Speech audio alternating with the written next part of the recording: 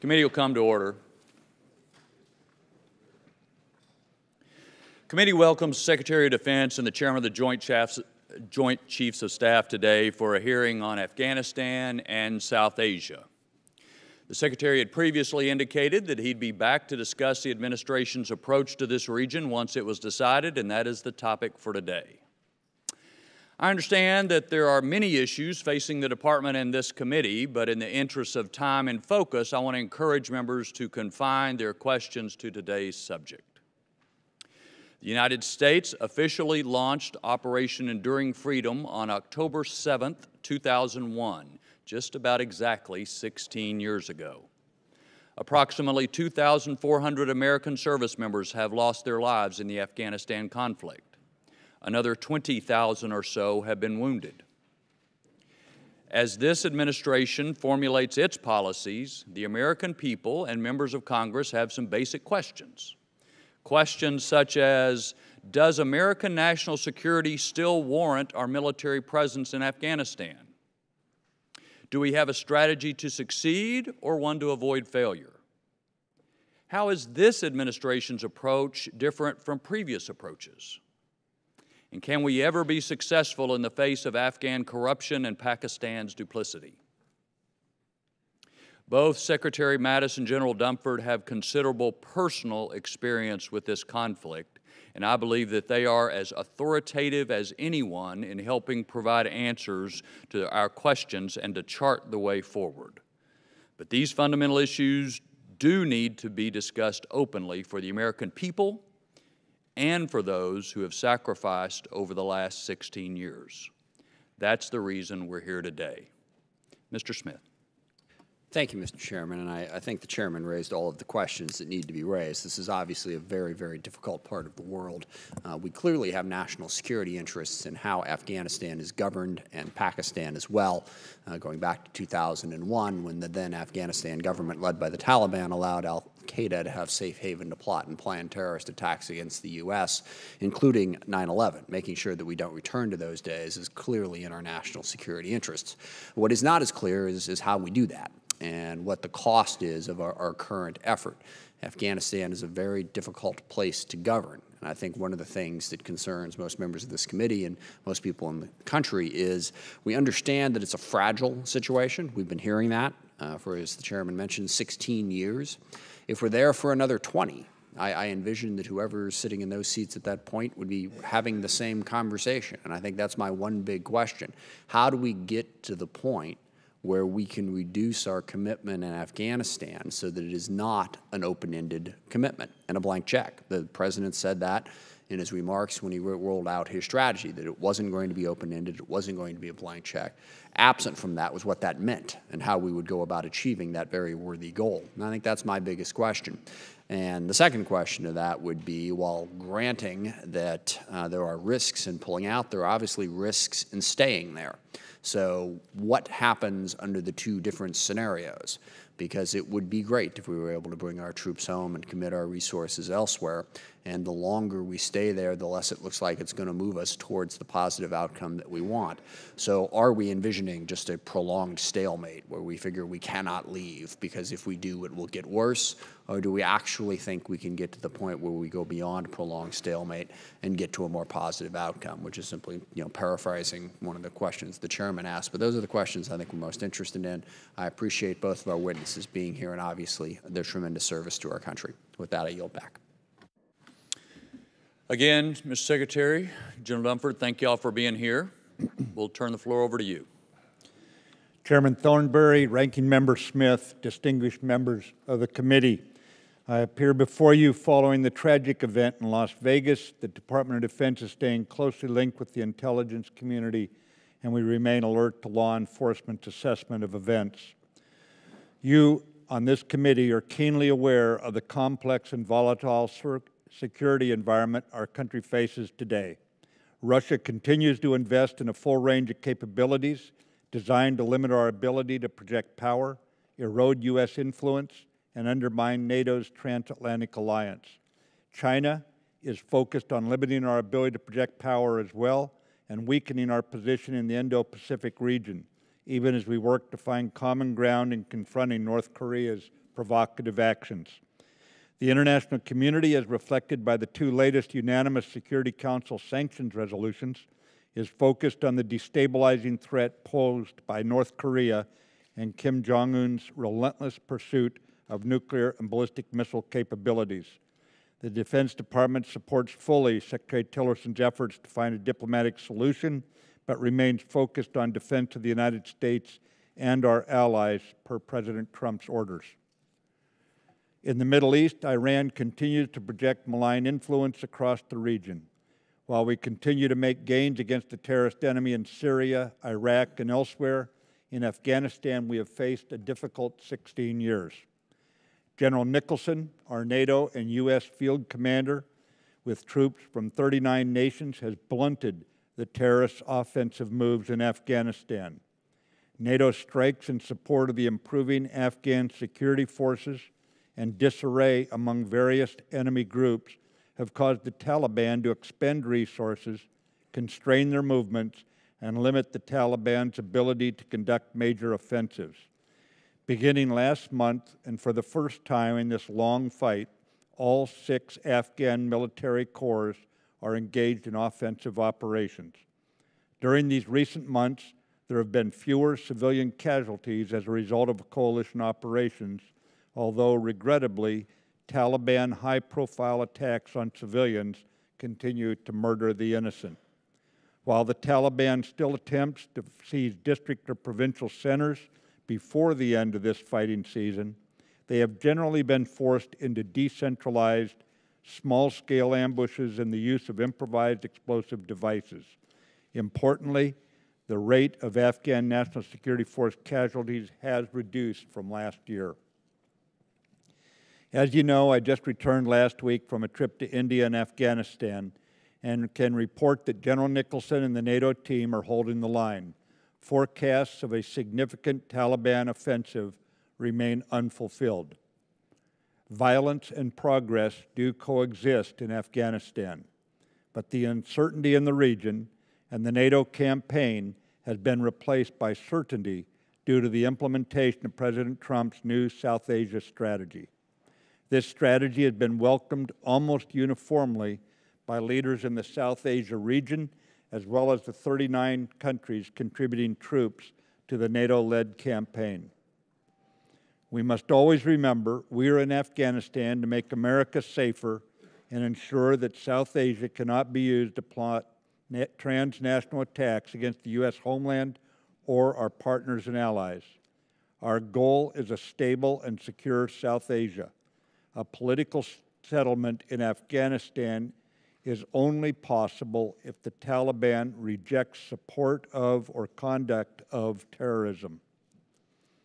Based on the intelligence community analysis and my own evaluation, I am convinced we would absent ourselves from this region to our ultimate peril. Our new conditions-based approach has set the stage for regional and Afghanistan national change. Our new strategy, vigorously reviewed and approved by President Trump, is, quote, R4 plus S, unquote, which stands for regionalize it, realign it, reinforce it, and reconciliation, coupled with sustaining it. The first R, to regionalize it, recognizes challenges exist beyond Afghanistan and adopts a geographic framework with a holistic, comprehensive view. India, Pakistan, Iran, Russia, and China were considered at the outset rather than focusing only on Afghanistan and then introducing external variables late in our strategic design. My visit last week to India was, in part, to thank them for their continued generous development support in Afghanistan. We also discussed ways to expand our collaboration to improve long-term regional stability and security. We will firmly address Pakistan's role. NATO's demands need to be heard and embraced in Islamabad. The second R, to realign, signifies that we are shifting our main effort to align more advisors who can provide training and advisory support at the battalion and brigade level. The fighting will continue to be carried out by our Afghan partners, but our advisors will accompany tactical units to advise and bring NATO support to bear when needed. Make no mistake, this is combat duty for our troops, but the Afghan forces remain in the lead for the fighting. We have now approximately 11,000 troops in Afghanistan, alongside 6,800 from NATO and coalition partners and 320,000 Afghan national security forces. From these numbers, you can see the Afghan forces remain the main effort, and we are supporting them, not supplanting or substituting our troops for theirs. The third R is reinforce, and that is seen in our addition of over 3,000 U.S. troops arriving in the coming months to extend NATO's advisory effort to Afghan troops that are currently without. NATO Secretary General Stoltenberg and I together toured Afghanistan last week, sending a message of the NATO coalition's unity. He is also reaching out to our allies to increase their troop levels. In light of our new strategy, 15 nations have signaled that they will increase their support. Again, certainty now having replaced uncertainty, we are looking to our partners to provide more troop and financial support. The last R is reconcile, and that's the desired outcome from our military operations.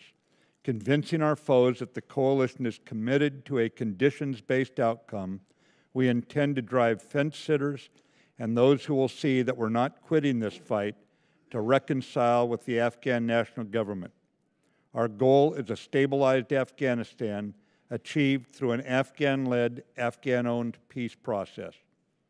War is principally a matter of will, and the international community is now making clear that it will stand alongside the Afghans committed to this fight. As we have shifted to a conditions-based strategy, not time-based or troop number-focused, ambiguity has been removed. The elements of this strategy are a tangible demonstration of our resolve. All this will be carried out by, with, and through our Afghan partners and within the coalition framework, ensuring this campaign is politically, fiscally, and militarily sustainable. Our Afghan partners, who continue to take the lead, fight most effectively where NATO and partner advisors are alongside them. As President Ghani said to the United Nations General Assembly in New York, Afghans are determined to fight. No one should mistake our will to defend our country. I am heartened and impressed by the international reception to our strategy. I am confident we will see heightened levels of support from our allies and partners in the months ahead. As NATO Secretary General Stoltenberg said last week in Kabul, this is about making sure that Afghanistan doesn't once again become a safe haven for international terrorists. And the best way of doing that is to enable the Afghans to have defense security forces which are strong enough to do that. We're already starting to see the psychological impact of this new strategy, both militarily in the field, as well as through President Ghani and the Afghan government's commitment to reform. President Ghani recognizes that fighting corruption and accelerating institutional reform across government are critical to success. The recently launched U.S.-Afghan Compact, outlining more than 200 measurable benchmarks for reform, demonstrates our shared emphasis on these goals.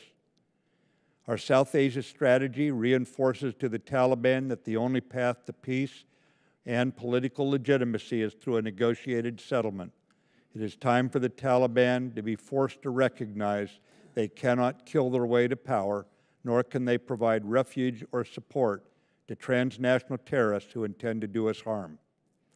I want to close by recognizing the need to maintain the closest possible dialogue with Congress, and specifically with this committee. This committee has long appreciated that the defense caps mandated in the Budget Control Act impose the greatest inhibitor to our defense. Without relief from the BCA caps, our air, land, and sea fleets will continue to erode, our path to modernization will be shortchanged, and our technological competitive advantage lost. I trust I'll have your support for lifting the defense spending caps as we address today's complex and increasingly volatile national security environment. Thank you. Thank you. General Dunford. Chairman Thornberry, Ranking Member Smith, distinguished members of the committee, thanks for the opportunity to join Secretary Mattis in providing an update on the South Asia strategy. In recent months, our commander in Afghanistan, General Nicholson, described the current condition in the country as a stalemate. Secretary Mattis has testified that we are not winning, and members of this committee have made similar statements. This situation has developed since the NATO mission in Afghanistan transitioned to an advisory effort. Since 2015, we've advised and accompanied Afghan Special Operations units at the tactical level, but our advisory effort for conventional forces has generally been limited to the Afghan Army Corps and institutional level. We also reduced the aviation, artillery, and intelligence support provided to the Afghan forces. This construct did not provide Afghan conventional forces with the support they needed to succeed in combat operations. My military assessment is that we drew down our advisory effort and combat support for the Afghan forces too far and too fast. As a result, the Taliban expanded territorial and population control and inflicted significant casualties on the Afghan army and police while we lost campaign momentum. Last spring, Secretary Mattis directed the Department to conduct a detailed failure analysis to identify the root causes for the lack of progress in Afghanistan, and he directed we provide targeted solutions. Informed by these findings, our commanders developed, and Secretary Mattis approved, a new operational approach to break the stalemate and bolster Afghan capabilities. The new approach supports the President's broader strategy by expanding our advisory efforts to the tactical level, increasing the combat support we provide to our Afghan partners, and enhancing authorities. We believe these adjustments will improve the ability of the Afghans to conduct offensive operations, defend critical terrain, and reduce Afghan casualties. The emphasis is on providing effective support to the over 300,000 Afghans we have trained and equipped so they can secure their own country. Going forward, we'll support President Ghani's efforts to reorganize the Afghan forces, which will expand special operations units while at the same time reducing less effective units. We'll also continue to develop a capable, sustainable Afghan Air Force. And finally, we'll enhance and expand our own counterterrorism operations in the region. By next spring, this approach will have our most senior, capable, and operationally experienced leaders advising at the decisive point in Afghan operations. Their efforts will be fully enabled by the support and the authorities they need to take the fight to the enemy. That is, specifically for the Afghans to take the fight to the enemy. As we implement the strategy, we're also tackling corruption, the single greatest roadblock to progress. In my judgment, our military objectives for this new strategy are clear and they are achievable. The first is we defeat ISIS and al-Qaeda in Afghanistan, and we ensure other terrorist groups are unable to launch attacks against the homeland, U.S. citizens, or our allies. We're going to further develop Afghan forces that are capable of managing the residual violence with limited international support. We'll support President Ghani's effort to ensure that key population and economic centers are secure, and will provide an enduring counterterrorism partnership with Afghanistan to protect our shared interests in South Asia. As Secretary Tillerson has recently outlined, this entire effort is intended to put pressure on the Taliban and have them understand they will not win a battlefield victory, so they'll enter an Afghan-led peace process to end the conflict. And with that, Chairman, I'm ready to take questions. I appreciate it, sir. I guess I wanted to just basically have one question. A former military commander in Afghanistan directed me to this editorial written by former U.S. Ambassador to Afghanistan, Ronald Newman. It appeared in the Washington Post on August 9th. The first paragraph says, in theory, U.S. strategy in Afghanistan has been to train an Afghan army that can fight al-Qaeda, the Taliban, and the Islamic State, and then largely to withdraw. After 16 years, it's not surprising that many people think that strategy has failed. In fact, it hasn't really been tried.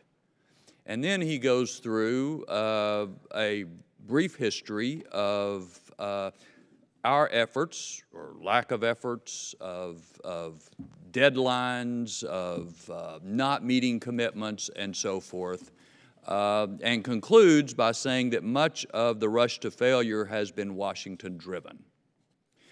And so I guess I would like each of you to comment on the extent to which the lack of stability in approach, the lack of stability in commitment, the lack of stability in funding as we begin the 9th consecutive year under a CR, to what extent those Washington-driven aspects have contributed to Afghanistan not being as successful so far as we would like it to be. Chairman, war is primarily a matter of willpower, and what we have to demonstrate based on where the situation is at this time is an implacable will that the international community, and that means America, first among all of them, is going to stand by this effort. And that has to do with standing by certain policies, standing by the Afghan military, standing by budgets that give predictability so we keep our own military strong. It's all part of setting a cohesive framework within which we can achieve tangible results and not face what Ranking Member Smith rightly is concerned with, a prolonged stalemate. When you set timelines, you are telling the enemy what you will not do. We will not fight past a certain day. When you set troop caps, you're saying what you won't do.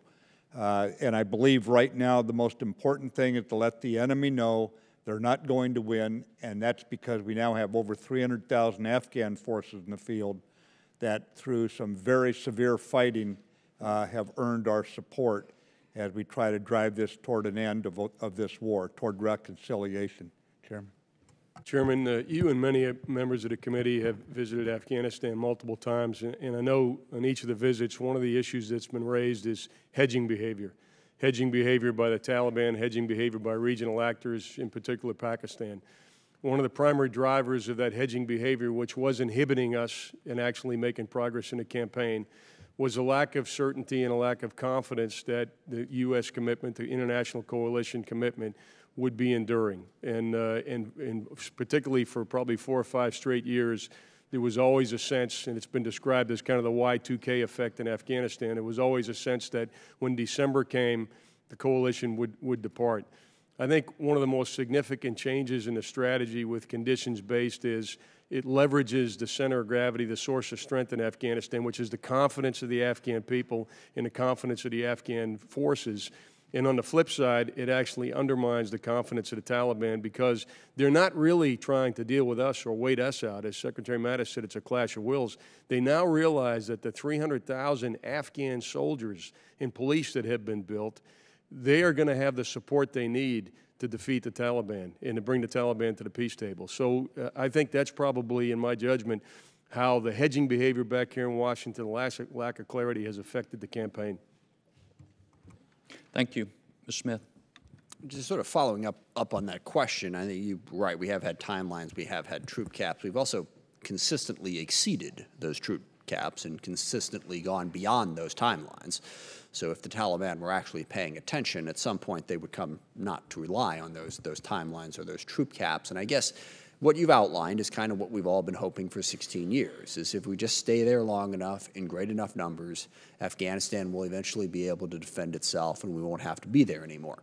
I think the lack of confidence in that, and I hope that that editorial that was written is correct, comes from more than just a lack of commitment. It's the complications of the terrain. What does reconciliation look like?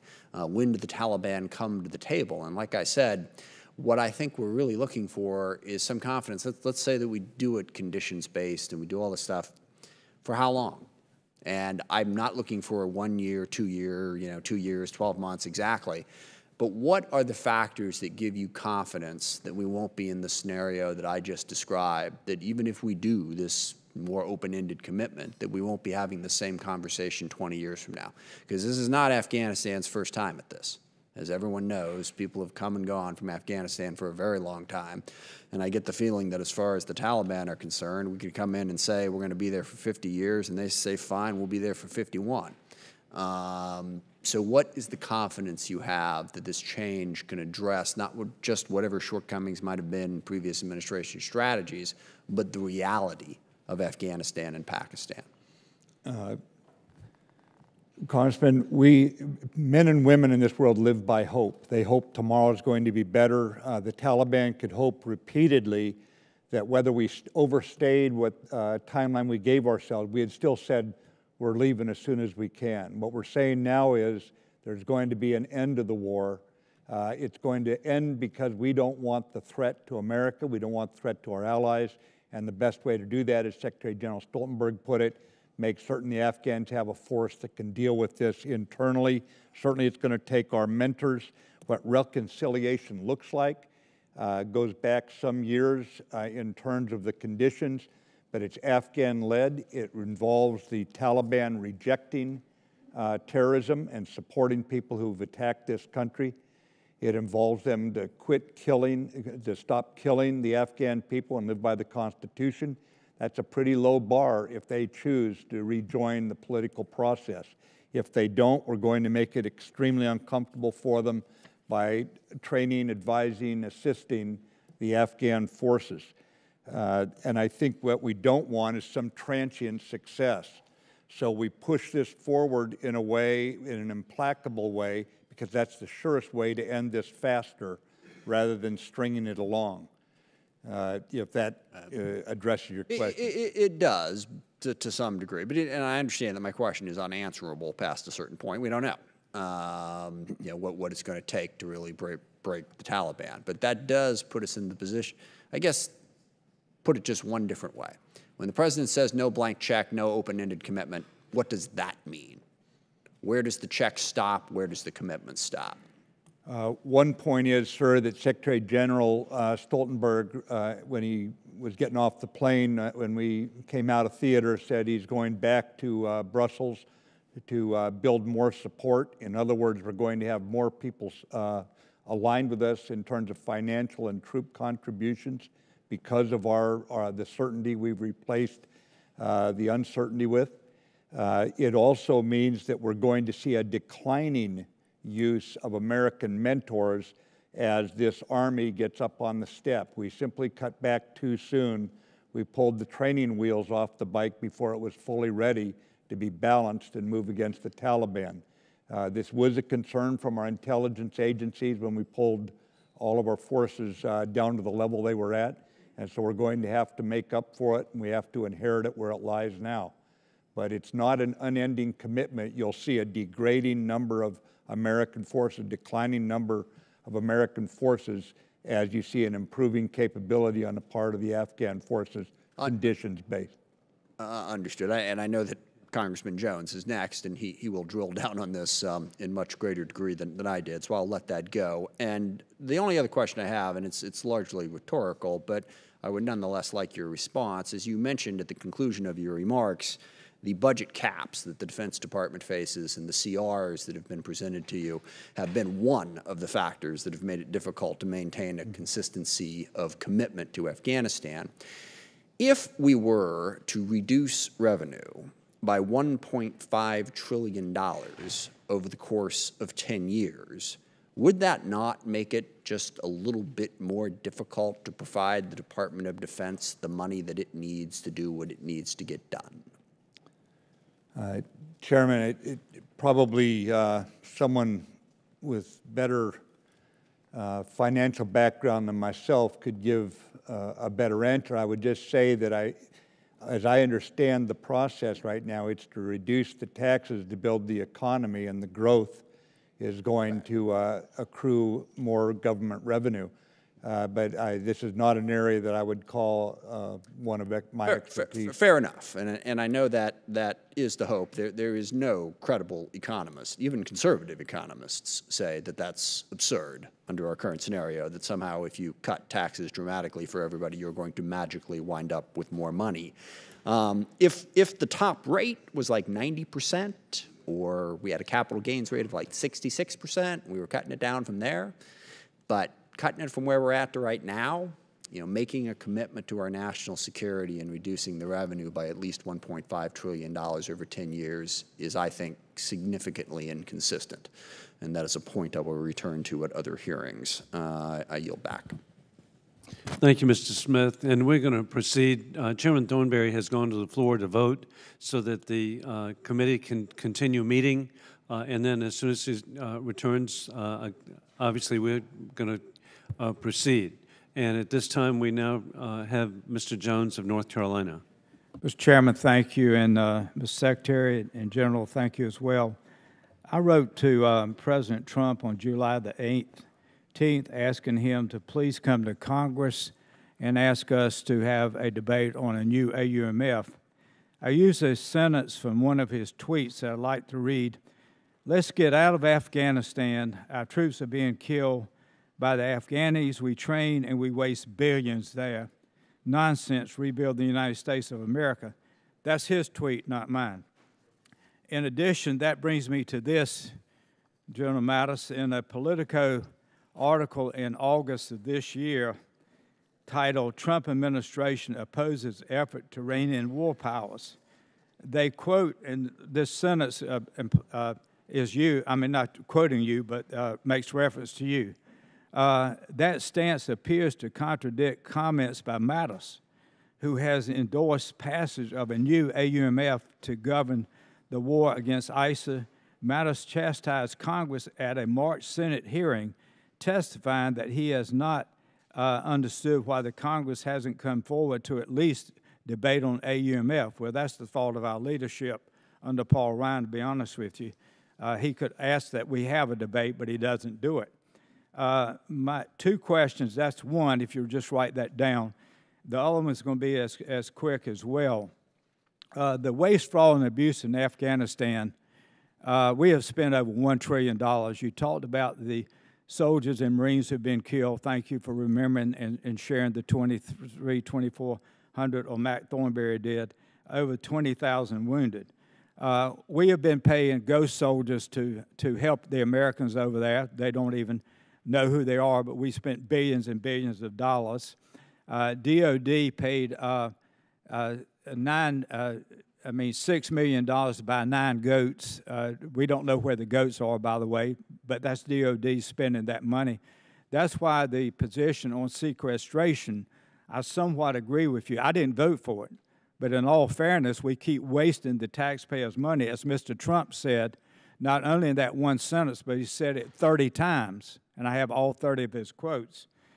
The one that really, of all the waste, fraud, and abuse that had just about shocked the people of the 3rd District of North Carolina, the home of Camp Lejeune and Cherry Point, was the one that the U.S. Department of Defense signed a contract with a British firm called New Century Consulting, where we paid them $50 million to train Afghan to be intel officers. Out of that, they bought 7 luxury cars. The firm in Britain bought 7 luxury cars, an Aston Martin, a Bentley, Porsches, and 4 other luxury cars.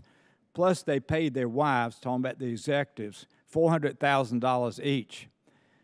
Go back to the AUMF, and then I want to ask you this. Who on your staff is responsible for reporting to you about all this waste, fraud, and abuse that John Sopko has done a great job of informing Congress and the American people, and it keeps going on and on? It's got to stop, because it is going to hurt the nation, which is $20 trillion in debt, and it is hurting our military. But how can you justify, not you personally, how can we justify spending more and more money when we can't account for the waste, fraud, and abuse in Afghanistan? So they're my 2 questions, and I appreciate your answers.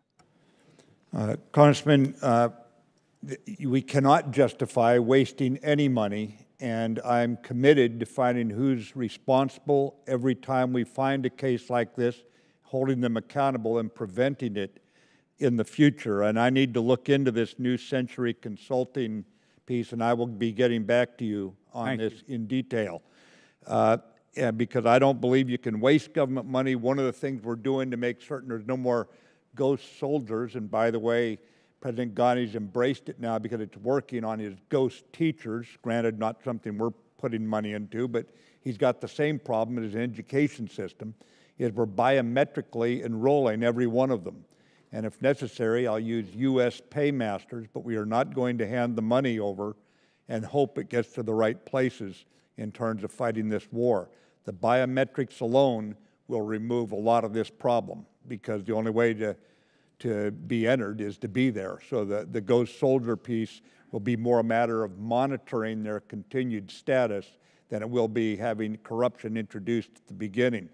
This comes out of the chairman's failure analysis that I directed him to do, and what do we do about the kind of things you rightly bring up to us here today.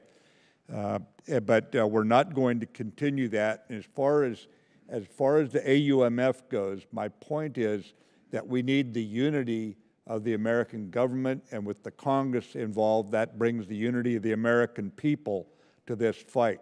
And I recognize we have to win your trust and your confidence on this, and the fact that Department of Defense is big notwithstanding, I intend to do that. Thank you, sir. Thank you, Chairman. And thank you, Mr. Jones. We now proceed to Mr. Larson of Washington State.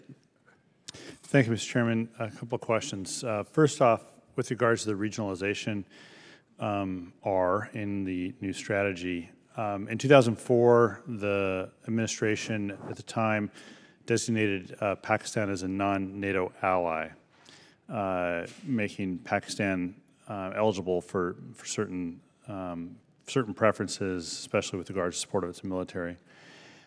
Given that one of the points that you've made, the President has made about the administration taking a harder line towards Pakistan regarding its support of the Taliban, are you ready now to revoke Pakistan's non-NATO ally status? If yes, can you give us the reasons? And if not, why not? Congressman, what we are doing right now is we are aligning what Department of Treasury, Department of Defense, the Intelligence Community, Department of State say, this is what we must ask Pakistan to do to change its behavior. At the same time, we are aligning that with NATO, so we have 39 other nations that will also be reinforcing us. As you know, I just visited New Delhi about the situation they face on their border. There are a number of ways, based on a very recent visit by the Pakistan Chief of Army Staff to Kabul about 3 days ago, that we can help Pakistan to see its way forward to do what is in its own best interest. We will do this in a holistic, integrated way. Holistic means whole of government and integrate with our allies, and that's across South Asia. This strategy is not exclusive. In other words, any nation that wants to fight back against terrorism and reduce this threat to all nations is more than welcome. It is not exclusive of Pakistan, it's inclusive, and that's why we started with a regionalized strategy. As we move this forward, we are going to have to find common ground with Pakistan. And as you know, the international community does not stand for terrorism. So there are decisions Pakistan must make. They have lost more troops than probably any other fighting terrorists. So on the one hand, we have the problems of havens and other things that we've all registered, and yet at the same time, they've actually been fighting the terrorists. We've got to get this aligned regionally and solve this problem, and we have options to deliver. Yeah. And if I could just note, in 16 plus years, I have probably shared the frustrations of many on this committee about Pakistan, as well as the limited number of successes that we've had with Pakistan. Right. Is revocation of non-NATO ally status on that list of possibles, however? I'm sure it will be. General Dunford, you just came back from China, visited one border, the Chinese-North Korean border, but there's a 90-kilometer border between China and Afghanistan. It's not very easy to get to, but it does exist. Did you have any discussions with China on the regionalization issue and what role it can play? Congressman had really a minimal, that trip was really focused on North Korea. Had a few sidebar conversations on Afghanistan. Clearly, China has You know, there's many areas where our interests diverge. There are some interest areas where they converge, and I think counterterrorism is one of those areas where our interests converge, particularly in Afghanistan. And I've certainly suggested to Chinese interlocutors that they could play a more productive role, particularly in development, in assisting with the counterterrorism effort on the border. Yeah. Thank you. I yield back. Gentlelady from Guam. Thank you very much, Mr. Chairman. First, I'd like to go on record to thank Secretary Mattis and General Dunford. It is good to see both of you again today, and I'll take a moment to express my appreciation to you and the Department of Defense for providing the security to the people of Guam from North Korea. And we do appreciate the Department's efforts to have the THAAD battery protecting the people of Guam. Thank you very much. My expectation is that today's hearing is one of the first steps in drawing out what an Afghanistan strategy that the administration puts out would look like. Secretary Mattis, at your recent speech at the Air Force Association conference, you stressed the importance of not only listening to our allies, but be willing to be persuaded by them. So can you point out to me pieces of this strategy where the administration and the Department of Defense have been persuaded by our allies or would solicit input from the international community? And what portions of the strategy do our allies and partners have concerns with? Congresswoman, right now, I would just tell you that to be willing to be persuaded, the allies were 100% persuaded by our approach to drive towards reconciliation. It has received near universal agreement. I say near because I haven't talked to all of them, but during the, while we were putting this strategy together, I've met 3 times with various groups of allies, from the Defeat ISIS group because of the similarities in the counterterrorism campaign, and with the ministers of defense there in Brussels, the NATO ministers, as well as in the Pacific when I was at the Shangri-La Dialogues, where I talked to many of my counterparts there. They made it very clear that they believed that this enemy had to be defeated in Afghanistan, or whether it was in Europe or in the Pacific, we were going to see a wider spread. So I think this is why we have seen such support, frankly, from across our allies since we've rolled it out, from Brussels and the NATO nations to New Delhi in India, certainly in Kabul, where even the housing prices are going up based on the confidence. This is an objective measure. We watch very closely for what's going on there.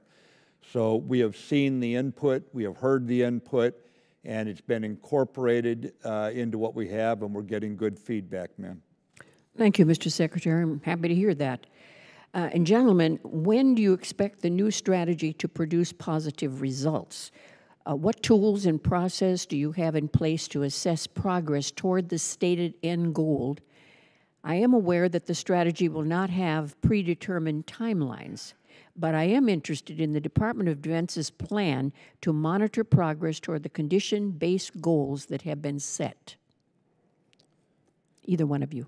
Yeah, Congresswoman, we have in a U.S.-Afghan compact agreement with President Ghani's government, we have over 200 specific benchmarks as we attempt to quantify to the degree we can. You can't quantify everything, but quantify where we can the progress we're making. Furthermore, we have polling going on to see how we're doing with the hearts and minds of the people. Additionally, we have a separate, by the Joint Chiefs of Staff, we have a separate assessment that will be going on as we look at our own benchmarks that we intend to meet. Numbers of units that are mentored, this sort of thing. But in order to be output-oriented, it's going to take a little time.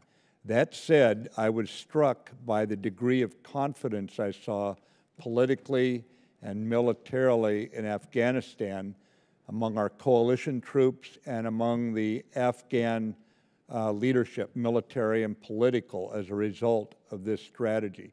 So I think the psychological impact is beginning to be felt.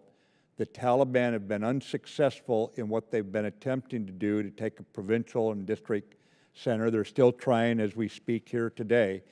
But also they are starting to fight among themselves due to a loss of some key leadership, and because they're just not getting along with each other under the increasing pressure that the Afghan forces are placing on them. Anything else, Chairman? Congressman, I think we'll have a pretty good sense for the strategy next summer as our advisory effort is revised and we implement the full advisory effort that is informed by the failure analysis that we spoke about earlier. Next summer's performance by the Afghan forces will be one indicator. There's also a very important event taking place in Afghanistan next year, which is the elections. And I think we'll see the Afghans' ability to perform the security function associated with the elections as being a very good indicator as well. Thank you very much, General, and I yield back, Mr. Chairman. Ms. Spear. Thank you, Mr. Chairman. To both of you, we are deeply grateful for your service and for the kind of in-depth analysis you do on all of these issues to present to the President. I have a couple of questions. Director Coates, the Director of the National Intelligence, recently testified to Congress in which he said, the intelligence community assesses that the political and security situation in Afghanistan will almost certainly deteriorate through 2018, even with a modest increase in military assistance by the United States and its partners. General Dunford, you and the Secretary plan for only a modest increase in military assistance. If the intelligence community assesses that won't make any difference, then how can you defend sending thousands more troops, and how can we ask our allies to do the same? Congresswoman, I think that's a fair question, and I think what the intel community has done is provided a snapshot in time. I don't think the intel community has assessed several things. One is the revised organizational construct of the Afghan forces. They are making some significant changes. I don't think the intel community has factored in the changed advisory assist effort and the increased combat support that U.S. and coalition forces are providing to the Afghans. I don't think the intel community has adequately assessed the impact of a conditions-based strategy on the confidence of the Afghan people, the confidence of the Afghan security forces, or the behavior of other regional actors. So, Congresswoman, again, this is a very difficult endeavor. The one thing I'm sure of is that the strategy will keep the American people safe by preventing al-Qaeda and ISIS from conducting attacks in the homeland. But I also believe it has a good prospect of allowing the Afghan security forces to get to the point where they can secure their country on their own. Do you agree with me that we will have a presence in Afghanistan for the foreseeable future, each of you? Congressman, I'll take that question first. Here's what I would say. In South Asia as a whole, we have vital national interests, and I believe those vital national interests are enduring. And I believe we'll have a diplomatic and economic and some military presence in the region for a long period of time. I do believe that the military element of our strategy will decrease over time to a sustainable level. What we are attempting to do in our overall campaign against terrorism is ensure that working by, with, and through local partners, we get to the point where we have a politically, a militarily, and a fiscally sustainable strategy from West Africa to Southeast Asia. In Afghanistan, I look at in that context. So while I do think there'll be U.S. influence and U.S. presence for some time to come, I don't think there'll be a large footprint of U.S. forces for a long period of time to come.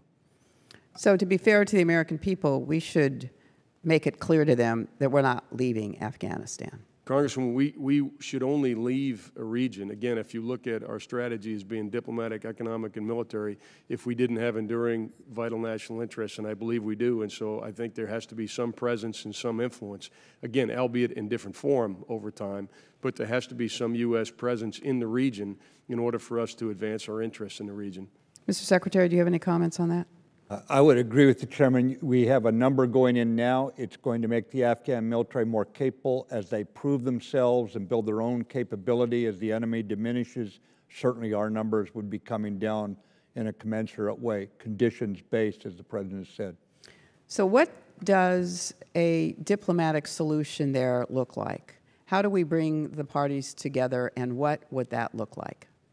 First, we have to remove from the Taliban a sense that they don't have to negotiate, that somehow they can achieve what they want through violence. Once they get that through their head, then we're going to peel off some of them, and you already see this happening where there's an atomization of the Taliban going on because they've lost some key leaders, and the ones who've stepped up, frankly, have not been as good. It has made, in some ways, the reconciliation, political reconciliation, a little harder because some of the people we're dealing with may not represent this new fragmented Taliban. But eventually, the weakening of the Taliban should put us in a position where some of them say, that's it, I'm not going to keep this up. Others of them say, we're willing to negotiate. What does the negotiation look like? They stop killing people and stop supporting the terrorists who attacked this town and New York City. And at that point, if they're willing to live by the Constitution, President Ghani has made clear that they can come back in. You've already seen parts of it actually have come over to Ghani's side. So it's starting, and it's not tidy, but it's ongoing now. And that's what you'll see continue to move forward as we block them militarily from having a chance for victory on the battlefield. Thank you. I yield back. Gentlemen, it looks like it's going to be maybe another 5 minutes or so before other members come back. I could pepper you with questions, but maybe I won't. You've been testifying a lot today.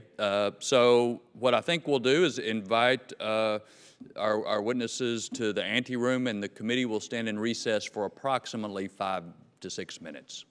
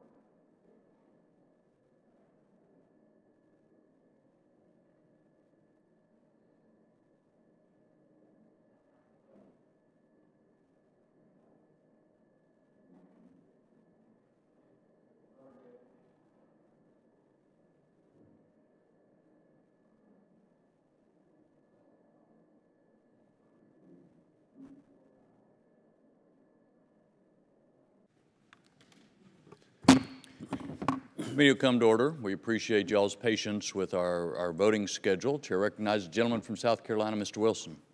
Thank you, Mr. Chairman. And Secretary Mattis and General Dunford, I want to thank you on behalf of military service members, military families, veterans.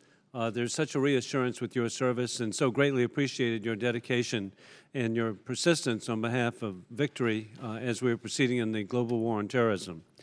As the Grateful Dead of an Afghanistan veteran, one of the primary concerns that I would like each of you to address are the rules of engagement in Afghanistan. During the previous administration, I introduced a resolution calling for revision to the existing rules of engagement under Operation Resolute Support in Afghanistan in an effort to succeed in the complex environment combatant commanders face. What is the status of the new rules of engagement for U.S. military efforts in Afghanistan? Sir, the old rules included both under rules of engagement and operating principles included a requirement for proximity of the enemy to be engaged by our air forces. President Trump has told me that I have the authority to change that, so I've removed proximity, and that in itself opens the enemy, wherever they are found, to the NATO air support under the NATO O plan. So the first thing is we've unleashed that. At the same time, we have had a reduction in the number of deaths by innocent people as a result of coalition operations, not Taliban. And my point is we will always take every humanly possible step to protect the innocent, but the rules themselves permit the engaged forces to bring air support and artillery support in. Furthermore, by extending which units are being advised, it means that many Afghan Army units that never had advisors had a very convoluted way to get at that air support. It wasn't a rule of engagement problem, but it was an organizational problem. That has been removed as well, if that addresses your concerns. It does, and I truly appreciate the complex situation of organizational end rules, and you're addressing it, and again, it's reassuring as a parent.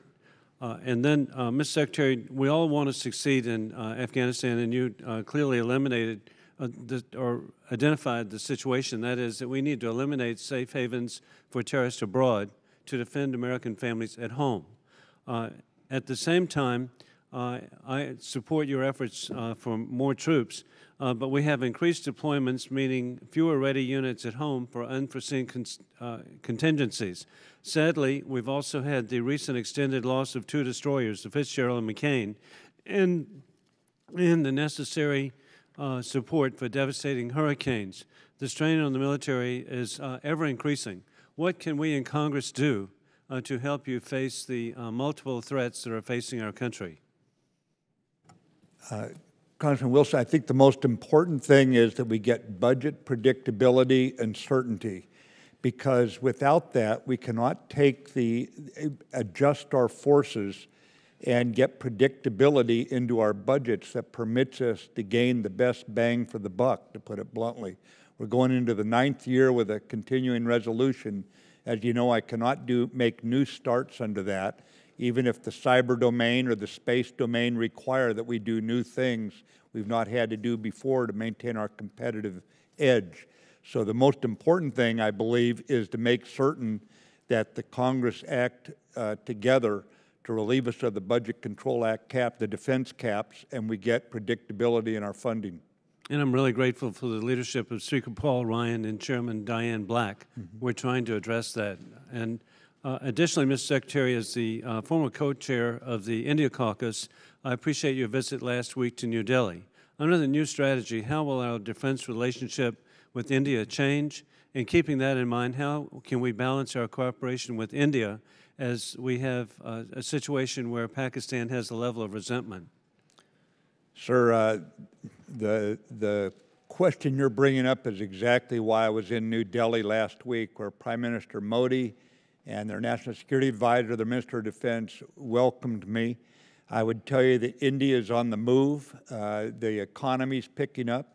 But most importantly, in my portfolio, we now have a strategic convergence of two natural partners, the two largest democracies in the world. And India has been generous over many years with Afghanistan. They have been the victim of terrorism, so I don't need to go there and talk about the terrorist threat with them. We have many areas where we are natural partners with one another, and we are deepening and broadening the military relationship with them. But it is not an exclusive strategy exclusive of anyone. Any nation that wants to be part of this counter-terror effort and this stability effort in South Asia can sign up. Pakistan need not think this is exclusive of them. It's open to any nation that wants to move against terrorism and remove this threat to all civilized nations. Thank you very much. Yes, sir. Mr. Langevin. Thank you, Mr. Chairman, and Mr. Secretary, General Dunford, thank you for being here. Thank you for your service to our country.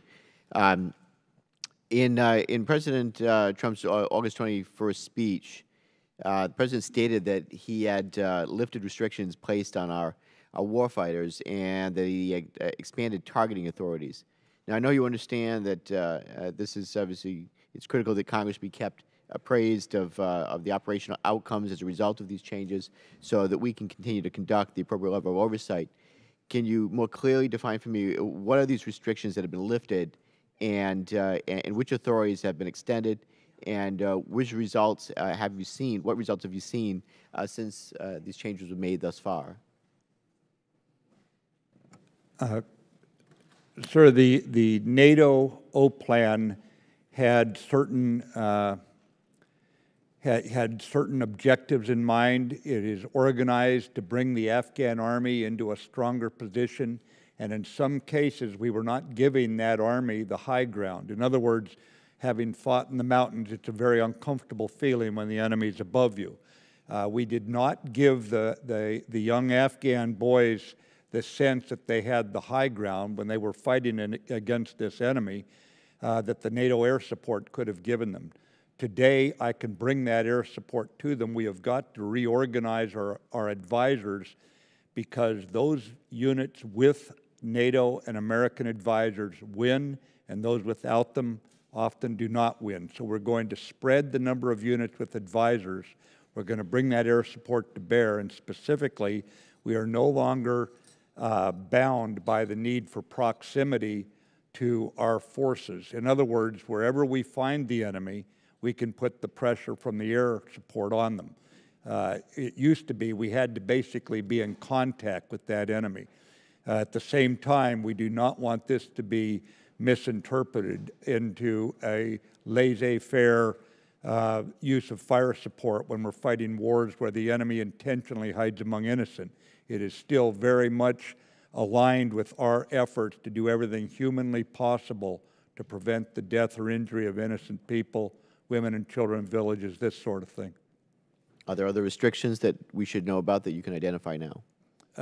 The other restrictions are basically in now being able to bring this fire support to bear where we could not before, whether it be for proximity or we were not with those units. Remember, we were only advising under what I inherited, down to the corps level. We're now going down to the brigade level, and the next level down, the Kandak, or what you and I call battalion level. These are the forces that actually move against the enemy. You'll notice the commando forces and special forces who consistently win against the Taliban also have NATO and U.S. advisors with them. Our failure analysis made very clear why we had the problem with the other forces. We're going to solve that. Thank you. Secretary Mattis, while the Afghan government is certainly determined to maintain security and stability, it's obvious that they're also contending with a clash of cultures in the region, necessitating a coalition of partner nations to address regional security challenges.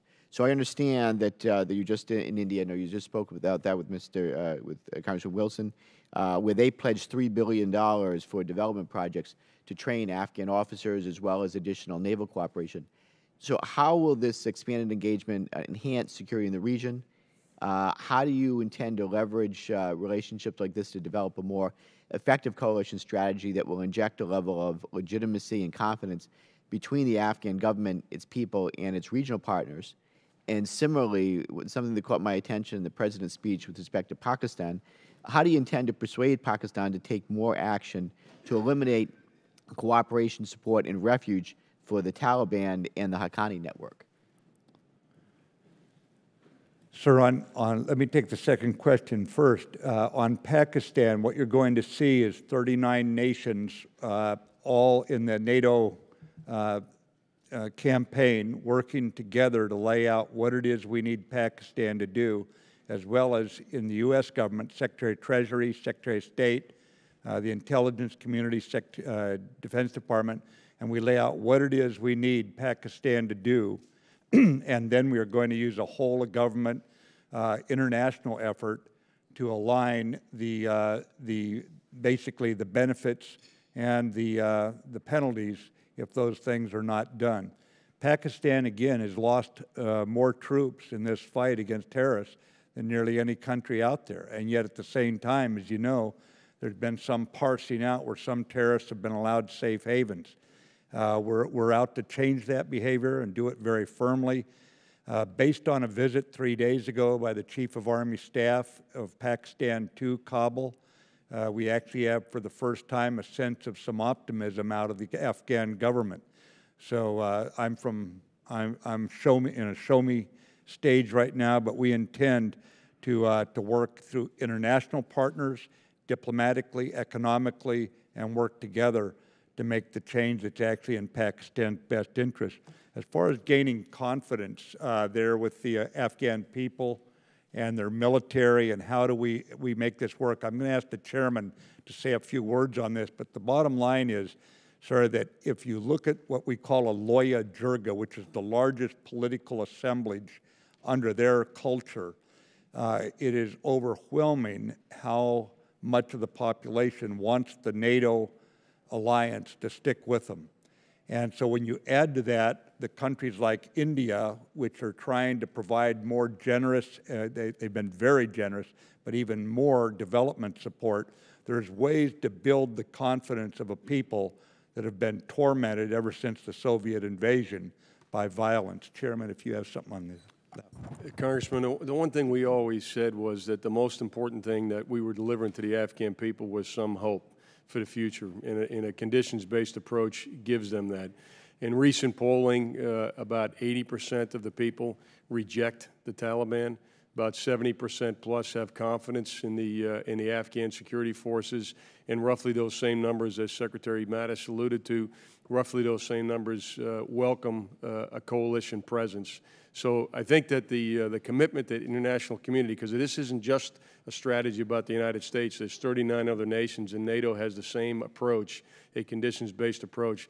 I think that's having a profound effect on the psychology of the Afghan people, which, again, we always felt was the source of strength in the campaign. Thank you both. Mr. Lobiondo.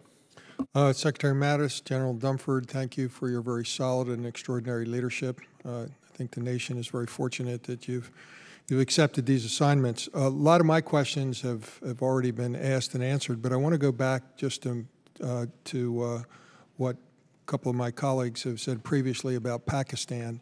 So I know that they are demonstrating, at least rhetorically, the right approach and expressing a willingness to help. But we've seen this before, and we've been disappointed, and sometimes they do a little bit and make it sound like it's a lot. In this, recognize we're also an open setting. What can you tell us about if we find that this is a false start again that we can do to pressure them to more cooperate? Because I think it's pretty obvious without them we have a much more difficult time in Afghanistan. Sir, the reason we did a regional approach in the beginning was so we didn't try to start with Afghanistan, put together a great plan, then say, well, now we've got to add in these kind of variables. We started with India to Iran. We looked up into Central Asia and down into Pakistan and came at Afghanistan as a geographically centralized problem, but informed by the others. I think that there's an increasingly level of discontent in the world with any country that supports terrorism for any reason. I mean, it's taken a while for some countries to come on board, but when you look at what Secretary Tillerson has put together in terms of the Defeat ISIS coalition, 69 countries right now, plus the Arab League, European Union, NATO, Interpol, when you think of that number of countries, it's clear that what ISIS has done is created its own antibodies, and by doing that, there's a more of a concern about the spread of terrorism. So as we work this problem with Pakistan, as Pakistan has moved actually against the border areas here in the last 6 months, losing a lot of troops and pushing against some of the border passes that give access into Afghanistan, I think that we're in a position now where we can be more compelling. But this is going to be one step at a time. We are going to remain basically focused on this effort. We're not going to back off, and it will start with assistant secretaries coming out of Washington and the national security staff members going into Pakistan soon, followed by the Secretary of State. I will go in, and we have Secretary General Stoltenberg's very clear support for this and his advocacy as the Secretary General of NATO. So we're going to continue to build this up in an international way with a whole of U.S. government argument for the Pakistans to work in their own best interest and ours. Thank you, Secretary Mattis. I yield back. Ms. Songas. Thank you, Mr. Chairman, and thank you both for being here. At the outset, I just want to sort of endorse Mr. Jones's comments that I, too, feel that we as a full body of Congress should have the opportunity to debate an authorization for use of military force. It's been too many years. I feel I've been here 10 years, and we have been having these hearings over and over and over again. And we have many new members of Congress as well. So with the new administration, a new effort, not necessarily as different, but nevertheless a new effort, I feel we need the chance to debate this and recommit or not to what you're doing. But I also wanted to just address again the regional approach that you're taking, and we've had some conversation about Pakistan, but there's also been reporting that Russia is engaged in finding ways to support the Taliban, Iran as well, and I'd just like your thoughts on how that's complicating your efforts there. Well, any effort to support a violent group, a terrorist group like the Taliban, until they renounce terrorism, support for them is not in Russia's best interest, not in Iran's best interest, certainly not in Afghanistan people's best interest, and it's contrary to the NATO campaign and the international agreements under the UN that put us there in the first place, so that authorized us to be there. So I think that this is very difficult to discern why they would do something that's not in their best interest. I'm not ready to say precisely what it is. I want to see more evidence about how deep the support is. It's just hard to believe Iran's had their diplomats killed by Taliban. Russia certainly has had enough problems coming out of terrorism in South Central Asia. So this doesn't make sense, but then the world doesn't always make sense. We'll figure it out, and we'll illuminate it where it's necessary in order to try to get a change in behavior. And yet you've seen some evidence of it without really wanting to go, without fully having a sense of to what level it goes. We have seen some, ma'am. It is, I need more definition on what is coming out of Russia. I can't figure it out. It doesn't make sense, but we're looking at it very carefully. Out of Iran, it's always been a low level of intermittent support for Taliban, mostly financial, some weapons. It's Iran doing what it usually does in terms of trying to create chaos. General Dunford, would you like to comment? Congresswoman, what we've seen, just to be clear, because you've talked about support, I think we have clear indications of communications. I think with regard to the Iranians, there's no question that there's a degree of support as well as communications. With the Russians, I don't think we have specificity on support to the Taliban. Thank you. That was my only question. I yield back. Mr. Turner. Thank you, Mr. Chairman. Secretary Mattis, good to see you again, and thank you for being here. I too, like the other members, want to thank you for your work since you've been Secretary. You've been very diligent in ensuring that this committee is informed, working directly with the members of the committee, but even beyond that, you have, with the classified briefings that you've held for the whole House, made certain that other members hear your message. That helps us, because what we learn in this committee, in these hearings, we take out to other members, but you're taking your message directly, which has included repealing sequestration, the effects of CRs, and I want to appreciate that you have done that, because it is making a big difference. So I want to thank you for being here today also, and I want to ask you a question concerning the drug trade in Afghanistan.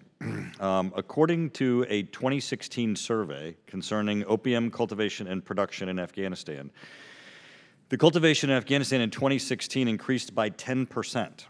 All regions except the southern region experienced an increase in opium poppy cultivation last year. Additionally, aside from a drop between 2014 and 2015, the data shows a steady growth in opium poppy cultivation between 1994 and 2016. If you look at the historical levels from 2001 to where we are today, it has roughly doubled. So we have seen that it was less than half before 2001. I know that that's unacceptable. I'm certain you believe it's unacceptable. And it has a direct impact on counterterrorism, as you know, because it includes funding. Counter-narcotics efforts lessen the funds that are available to terrorists. It also breeds corruption in both the Afghan government and in the Afghan military. And we know how to address this. We address the crops, we address distribution, we address labs, we address funding, basically the infrastructure for the narcotic trade. So in looking at your new additional strategy in South Asia, how do you see this strategy including an effort to affect the opioid and narcotic trade? Yeah, it's a great question. Both the counter-finance aspects of the strategy and the counter-corruption are linked directly to the counter-narcotics campaign. We watched as we drew down too fast, too early. We watched the Taliban surge. As the Taliban surged, we watched the poppy surge right along with it. There's no surprise here. The intelligence community had warned us about this, so it's exactly what we were told would happen. As we look at this, we're going to go after the counter-narcotics refineries, the transportation nodes, the bazaars, as they call them, where they're bartered. And the reason is that's where the Taliban actually accrues their taxation cash off the trade. It's not from the little guy down there who's farming this hardy crop of poppies. And so we're going to look at where does it help the Taliban and fight it from that direction rather than going pretty much in a big way just after the farmers themselves. So there's a way to cut this thing and reduce it by targeting the right locations and the right nodes in the drug trade that will also undercut the Taliban's fundraising. Anything else on that, Chair? No. General, we've dealt with this issue a lot, and there have been times where we've had some success. In looking at this issue, the committee is very aware of the fact that there are impediments as to how we're structured. Are there things, interagency, interdepartment, funding issues that we need to address to ensure that the Secretary's new strategy is implemented? What do you see as your impediments? Are you talking now more broadly, Congressman, or just with regard to the drug problem? You get the assignment, but you don't have all the authorities. Where are areas where there's difficulty for you in trying to achieve, through the DoD structure, a reduction in narcotic production? And how can we help you? I think having the right numbers of drug enforcement agents to advise the Afghan forces. They've got a major crimes task force there, and so law enforcement officials that can help advise and grow the capacity of the Afghans to both arrest, protect evidence, and prosecute has been something that showed good value in the past, and also making sure that justice system continues to mature as well.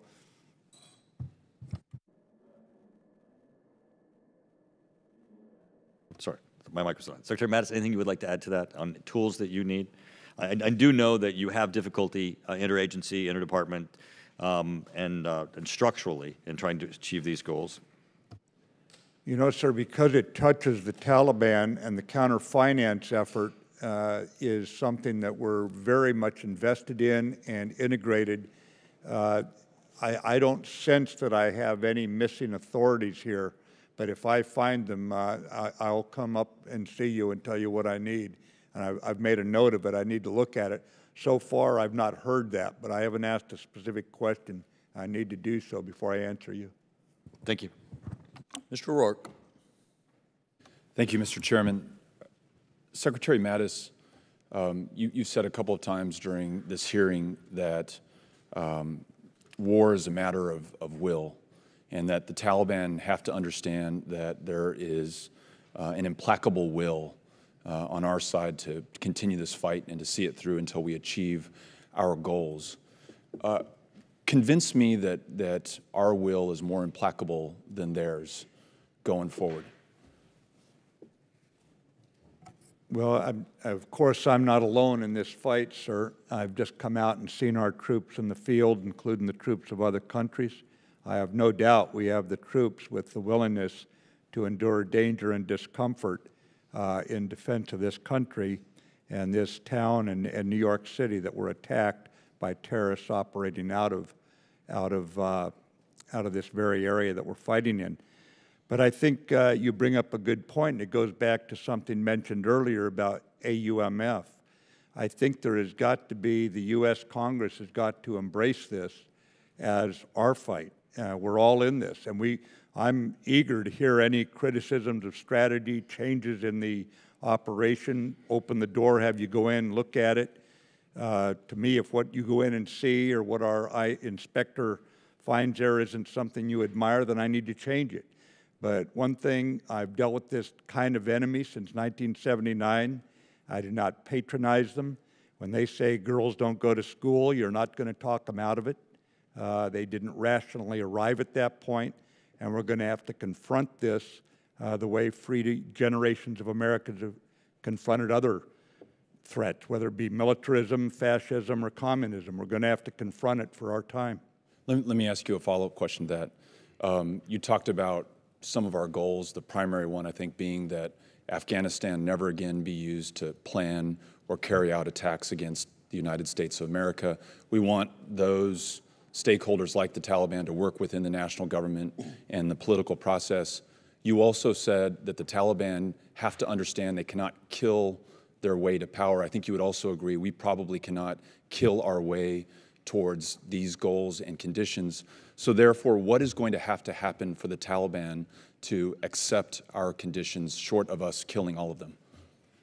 Well, I think, Congressman, it's got to be they recognize they're not going to gain power at the point of a gun and that the Afghan security forces are capable of defeating them. Hey, Congressman, if I could just add in there, when we talk about will, I think the Secretary just touched on something that's important. It's not the Taliban will just against U.S. and coalition will. It's the Taliban will against the Afghans and the Afghan forces in particular.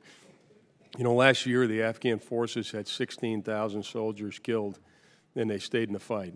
They've proved incredibly resilient. Sure, they've had battlefield shortfalls, and we know what they are, and our failure analysis identified those, and the plan that we have proposed is designed specifically to address where there are tactical gaps in their capability, down at the small unit level, and particularly the ability to deliver fires.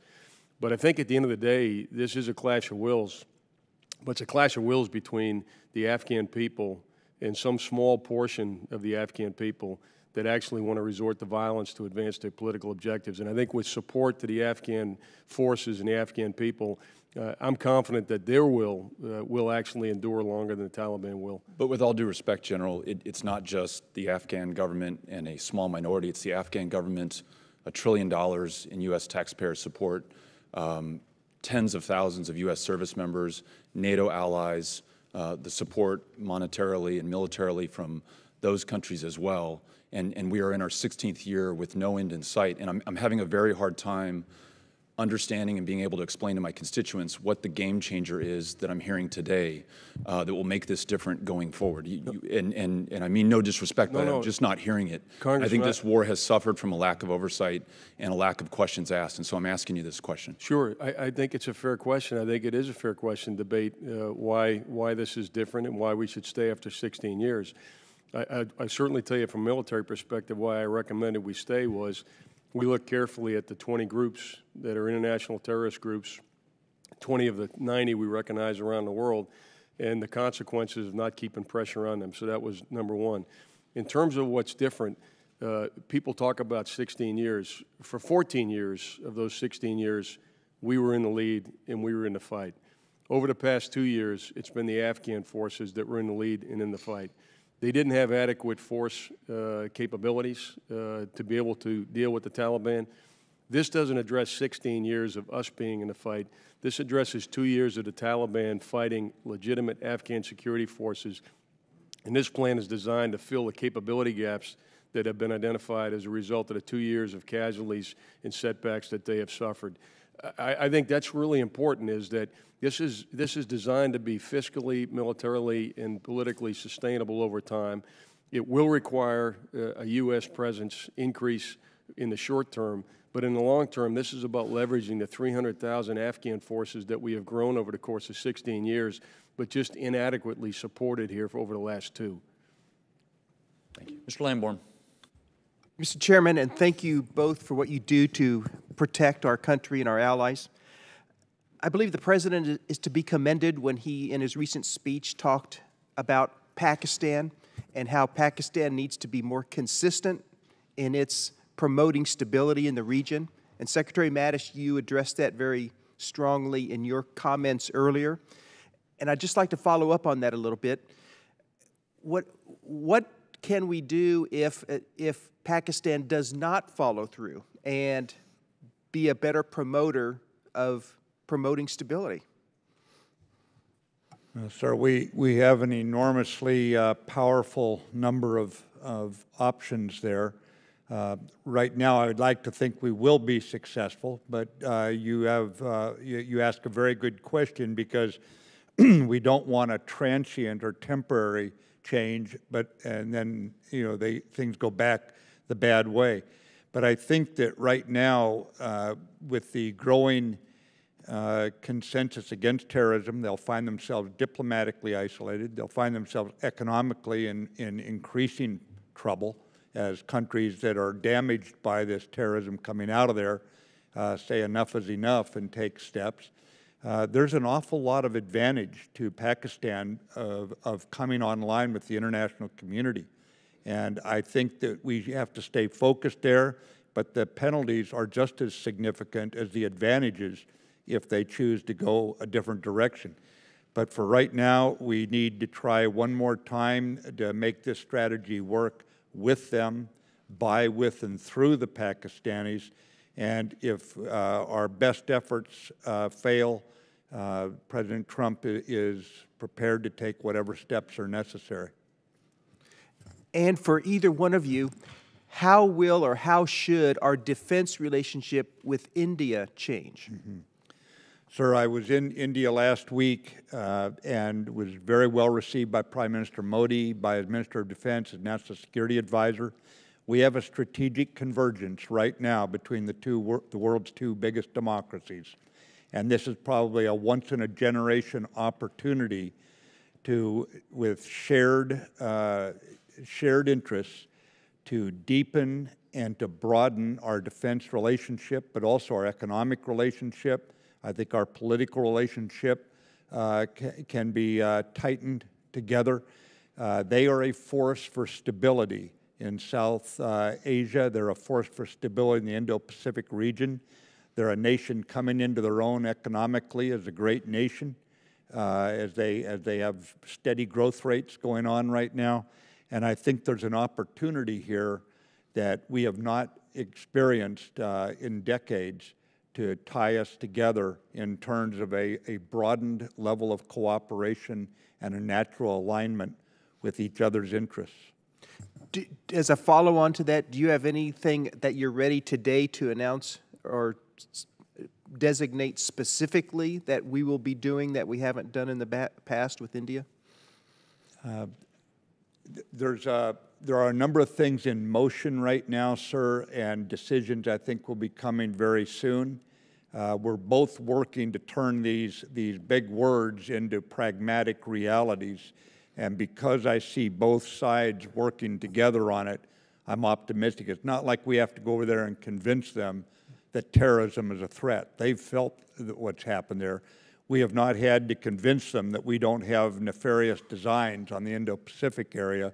We're two democracies that we can work together on this.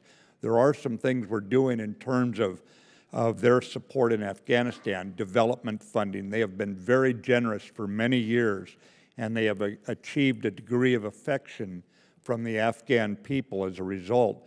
They intend to continue this effort and broaden it. Furthermore, they are providing training for Afghan military officers and NCOs at their schools. They're willing to do rehabilitation of Soviet-era equipment until we're able to replace it with American. That will take years in order to do it properly and all. So they need to maintain what they have now, helicopters, for example. Furthermore, they've been providing and will continue to provide training for Afghan Army doctors and medics in the field so that the Army is able to take casualties and better sustain themselves, that sort of thing. So that it's really a very holistic approach that India is taking. You'll notice I left off boots on the ground because of the complexity that would bring to Pakistan. We're trying to make this an inclusive strategy, and we don't want them to get a sense that they're vulnerable to any Indian Army people from their western flank. That it's not necessary. Thank you. Yeah. Mr. Veazey. Thank you, Mr. Chairman. Secretary Mattis, I wanted to specifically ask you about the State Department and the USAID programs in Afghanistan now, and how do funding cuts to the department as proposed by the administration affect the overall mission there? I know that in the past, that you've been very outspoken about the importance of diplomacy and other programs to support the mission. Congressman, right now what we're trying to do is get a lot more development aid from the international community. This is separate and distinct from what we're doing to lower the demand on the American taxpayer, where we're paying an awful lot of the military piece of this. We're also trying to raise money, by the way, from our allies to carry more of the commitment on the military side. But I'm not certain what the cuts are as far as AID's budget for Afghanistan. I can get back to you. I'll go to State Department, to USAID, and determine that, and come back to you with an informed answer, sir. Okay. No, thank you very much. Also wanted to ask you about Special Inspector General John Sopko. He said in March that with a new administration and a new Congress, that it is a good idea and an opportune time to reevaluate our efforts in Afghanistan and find out what's working and what's not. Yeah. One smart first step would be to do what SIGAR recommended years ago, which is for each of the three major agencies in the reconstruction effort, state, USAID, and DOD, to rack and stack their top and worst performing projects so they know where to invest further and where to cut those losses. That was his quote. And I didn't know if you agreed with that proposal, and if so, has it been implemented yet in any way in crafting a South Asia strategy? I do agree with what he said about what's working, what's not. We've done a failure analysis that has delved into this issue right now. Before I have the chairman talk with his background as a NATO commander there in Afghanistan, I'll just tell you that when I heard that the budget was being reduced for AID, Secretary Tillerson and I sat down together the next day. We spoke about how we would align DOD and DOS at the high level, determine what were priorities without any violation of the economy, of our funding lines, make certain we were talking to each other, that we aligned our foreign policy effort, DOD reinforcing State Department, with a very strong partnership to make sure we are getting, we probably should have been doing this anyway, but make certain what we're doing was collaborative with one another in any part of the world we were both operating. But let me pass this over to the chairman who's got specific information on Afghanistan. Congressman, I think to your broader question, which is, did the SIGAR's report inform our strategy moving forward? SIGAR actually partnered with us. When Secretary Mattis directed us to do a failure analysis, to go back and look at what has worked and what hasn't worked in Afghanistan, one of the key partners, and we brought in a number of outside agencies. One of the key partners we brought in, and I had Mr. Sopko in my office, and then he had representatives on our team. So when we did the failure analysis, it was very much informed by the work that the SIGAR has done over the past few years, not only with regard to projects as you've talked about, but they've done some good work on resource transparency and accountability. They did some good work on what worked and what didn't work in our advisory effort. They did some good work on what worked and didn't work in terms of collaboration between State Department and the Department of Defense. And so I think that I feel confident in saying that SIGAR's work, as well as some of the other literature that's out there that talks about what has worked and what hasn't worked in Afghanistan, is very much a part of the recommendations that we made to Secretary Mattis and the President. And General or Chairman, also on that one, the July SIGAR report indicates a 21% increase in security incidents from last quarter of March to May 2017, and a 2% increase from the same period last year. What does this uptick in the security incidents tell us about the security situation overall, and how are we shaping our strategy going forward in light of these particular figures? If you can answer that quickly, time is elapsing here quickly. I would just tell you that I don't think any of us are satisfied with where security in Afghanistan has been in 2016 and 2017, although so far 2017 is slightly better than 16. And the reason why we believe those incidents have occurred is the Afghan forces haven't had the wherewithal to accomplish their mission. So we've focused on those areas where they've fallen short of the mark, specifically the ability to deliver aviation support and provide advisors at the right level in their formations. Thank you. Thank you, Mr. Chairman. Mr. Whitman. Thank you, Mr. Chairman. Secretary Mattis, Chairman Dunford, thanks again for joining us today. Thanks so much for your service. Secretary Mattis, I wanted to refer to the U.S. defense strategy on the war in Afghanistan. And the President noted in his August 21st address that India continues to be a very important strategic and economic partner. And I certainly agree with that. I had the opportunity days after to visit with the Foreign Secretary in India, the Defense Secretary, Chief of Naval Operations. I know that you just returned from the region there, speaking with President Modi and others, and that your effort and your direction there in dealing with India is going to be steady engagement, which I think is spot on. And I'm all in favor of making sure we do joint naval exercises, that we continue expanded defense trade. But in relation to what's happening in the region, I'm more concerned about a stable Afghanistan and securing the hard-fought gains that we've had there. And I know that you noted that in reference to terrorist safe havens there in the region, that as global leaders, India and the United States resolve to work together to eradicate this scourge. And I'm fully in agreement with that. But I want to get your perspective. What do you think that India can do specifically to help root out or to help reduce terrorist safe havens in that region? And you talked about their engagement in putting dollars into Afghanistan, but what can they do in a broader sense in helping with the terrorist safe havens that are happening throughout the region? Congressman, India has an outsized role to play because of its size. I think because it's as raucous a democracy as we are, frankly. It gives people hope that their voices can be heard, that economic opportunity can be passed broadly in a society, not to a corrupt few. And I think their example alone is important. It's why we are looking at this strategic convergence as an opportunity for steady engagement, so we actually do pragmatic things together. I think in this regard, if there's any way for Pakistan and India to open their border to trade at great economic advantage to both of those countries, it would be a big help across the region, because stability can follow economics as much as stability enables economics.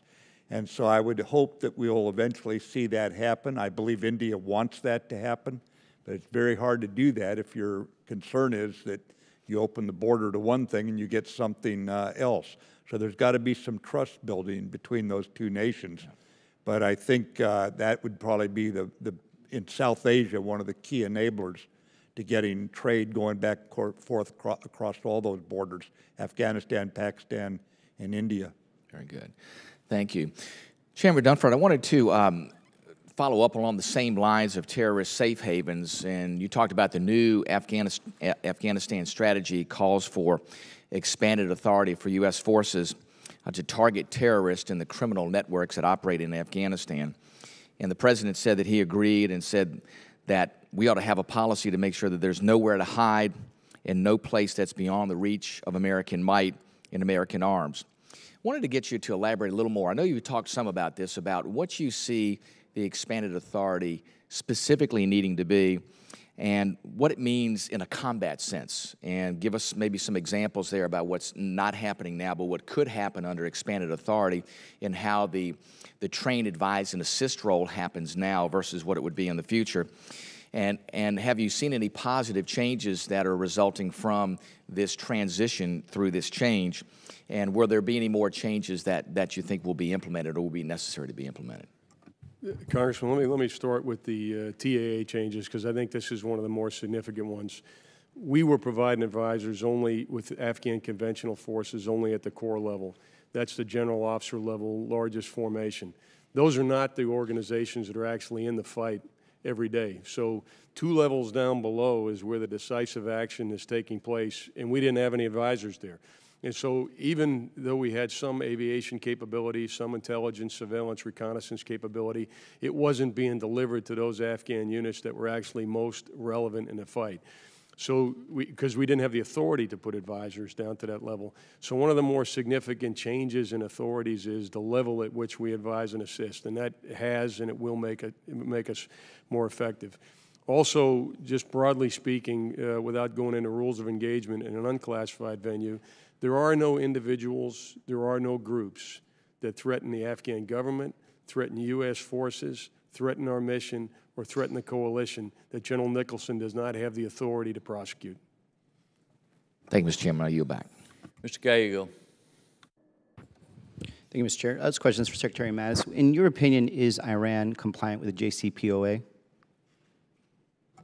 I believe that they fundamentally are. There have been certainly some areas where they were not temporarily in that regard, but overall our intelligence community believes that they have been compliant, and the IAEA also says so. As a follow-up question to that, Secretary Mattis, will you be recommending to President Trump that we continue working through the JCPOA to contain Iran's nuclear capability? We are working that right now. There are, if you look, we have 2 different issues. One is the JCPOA and one is what Congress has passed. And those 2 are distinct but integral with each other. As you look at what the Congress has laid out, a somewhat different definition of what's in our best interest, and therein lies, I think, the need for us to look at these distinct but integral issues the way the President has directed. Thank you, Secretary Mattis. If there is going to be any change in the status of our participation in JCPOA, especially if it involves the interpretation of what we in Congress pass in terms of sanctions against Iran outside the JCPOA, will you come back and inform and talk to us? Because I believe many of us voted for Iran sanctions outside the JCPOA with the understanding that they were not going to be linked. Mm-hmm. Well, I think that this would probably be most appropriate by the Secretary of State, and I would follow him up here. I think that our diplomacy and the President and the Secretary of State, I think, have the lead on that. But once a decision is made, and I will be in on the decision, I'll give input, of course. I'll be always willing to come up and talk in hearing or in private. Thank you. I yield back. Sure. Mr. Kaufman. Thank you, Mr. Chairman, Mr. Secretary, General Dunford, Mr. Chairman.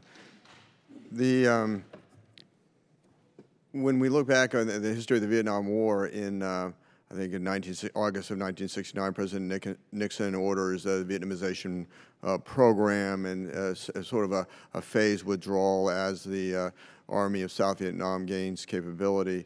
And then he couldn't in 1972 bring the North Vietnamese to the negotiating table. So he did, I think it was Operation Linebacker 2, which was a massive bombing campaign late 1972 of North Vietnam. He brought them to the table. negotiated peace agreement that extricated the United States from the war in Vietnam. If I look at in Afghanistan today, I think that there actually is a better in-state because I think that the Taliban come from the Pashtun ethnic group, and I think that there are areas in Afghanistan where particularly in rural Pashtun areas where they prefer the Taliban to the government of Kabul. But like the North Vietnamese, the Taliban don't feel that they feel like they're making gains, and so there's no need to come to the negotiating table. And so I understand this new strategy is designed to increase pressure to bring them to the negotiating table. At least that would be a byproduct of it. So, but I don't. So what I see is a change of the rules of engagement when you talk about air support, which is vital. And we're plussing up with 3,000 troops. Is that going to bring the Taliban to the negotiating table? Sir, in the past we have not had over 300,000 troops who are, for all of their challenges, have stood in the field and kept the Taliban from doing what they intended to do, even today, which is take the provincial and district centers. So we now have the advantage of that more experienced force, but we've got to get the advisors down to a level where they bring NATO air support, NATO intel support, and NATO artillery and broader artillery support to them. So, time will tell, Congressman, but I think too, again, the strategy is 4 R's, regionalize it first, make certain we're dealing with the safe havens and the broader issues, get more support. It's to realign our forces along these lines so that we get down to the tactical level. It is to reinforce them with enough that they can get down to that level and make a difference. And then it's reconciliation, but there's also an S. It's 4 R's plus S, sustain this effort. Okay. Because if we are willing to sustain the effort, I still remember being up here on Capitol Hill sitting behind Dr. Perry when he testified that it was never going to end the fighting, the killing in the Dalmatian coast, Bosnia, Kosovo. The international community stuck with that effort. And how many times have we read in the newspaper about the murder of innocent people in Kosovo and Bosnia? Do we still have a couple hundred troops there, part of the international effort? Yes, we do. But the international community, if it sticks with this, if it sustains this, I'm confident can throw the enemy on the back foot and give the Afghan people a chance to pull it together. Okay. General Dunford or Secretary Mattis, if I understand right, the significant change in the rules of engagement in the prior administration, that I guess that unless, in terms of the Taliban, you said that, I think Secretary Mattis, you referenced being in contact with the Taliban, but unless the Taliban showed harmful intent to U.S. forces, we didn't engage them, and I think that was modified towards the end of the last administration. If a provincial capital were falling, then in fact they could be engaged. And so, if I understand a fundamental change in the rules of engagement, it is that clearly the Taliban are an existential threat to the Afghan government that we are there to support, and if in fact Afghan security forces in and of themselves are in contact with the Taliban, then we will provide close air support when reasonable. Is that a correct interpretation of the current rules of engagement? Not completely. At one time, sir, we could not help the Afghan forces unless they were in extremis. And I was not here then. I don't know why it happened. And then eventually that was rescinded, but they still had to be in proximity. They basically had to be in contact. Today, wherever we find them, the terrorists, anyone who's trying to throw the NATO plan off, trying to attack the Afghan people, the Afghan government, then we can go after them. Always with the caveat that we want to make every effort to not kill women and children and innocent people. Chairman, if you want to comment on that. Congressman, I mean, I think there's to reinforce the point. There's two things that have changed. We in the past were only providing advice, you know, again at that senior level, and then Afghan Special Operations Forces. So the only aviation support that we could provide was when we had actually advisors that could actually control that air support. So the large number of Afghan conventional forces, the preponderance of those 300,000 forces we've spoken about, they could not receive close air support because we didn't have advisors. That's a big difference. And then the other thing that has changed is that now, again, any individual or any group that threatens the Afghan government, our mission, coalition forces, or U.S. forces, obviously, can be engaged. And the conditions aren't specific to, as Secretary Mattis has alluded to, a specific engagement at a specific time. So if they're in a assembly area, they're in a training camp, and we know that they're an enemy and they're going to threaten the Afghan government, our mission, or our people, General Nicholson has the wherewithal, the flexibility to make that decision. It's at his level is where the authority is, and that is a fundamental difference. Mr. Moulton. Thank you, Mr. Chairman, and gentlemen, thank you so much for your continued service to the country. We have a lot of renewed confidence with you in your positions. But confidence is really my key question here, and it comes back to a question we've heard a few times, and we heard from Senator McCain on the other side of the Hill, which is, how really will this be different? We've talked about some of the details, but as we've discussed on this committee before, at the end of the day, there has to be a political solution. The Afghan army, 300,000, however many, doesn't mean much if Afghan politics fall apart. Afghan politics have fallen apart several times. How is the political effort different this time around? Congressman, having just returned, I noticed sitting across the table from me in my meetings were new commanders, new ministers of Interior and Defense, proven people, people that the NATO officers said, we've fought with these guys, it's great to have them in place.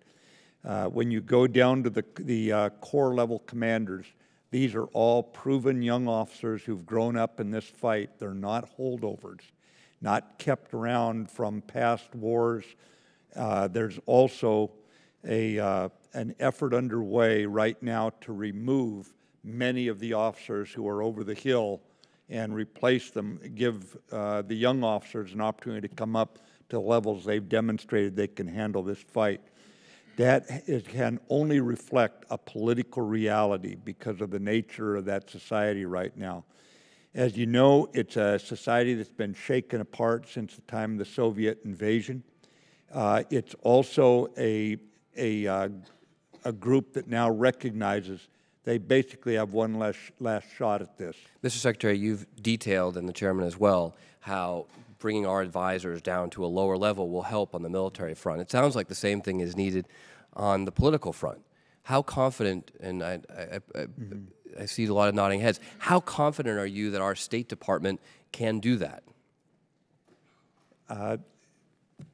Congressman, it's not only our State Department, the NATO Special Civilian Representative, SCR, there, and his deputy, and the other diplomats in the town of our framework, NATO framework nations, but also, for example, India.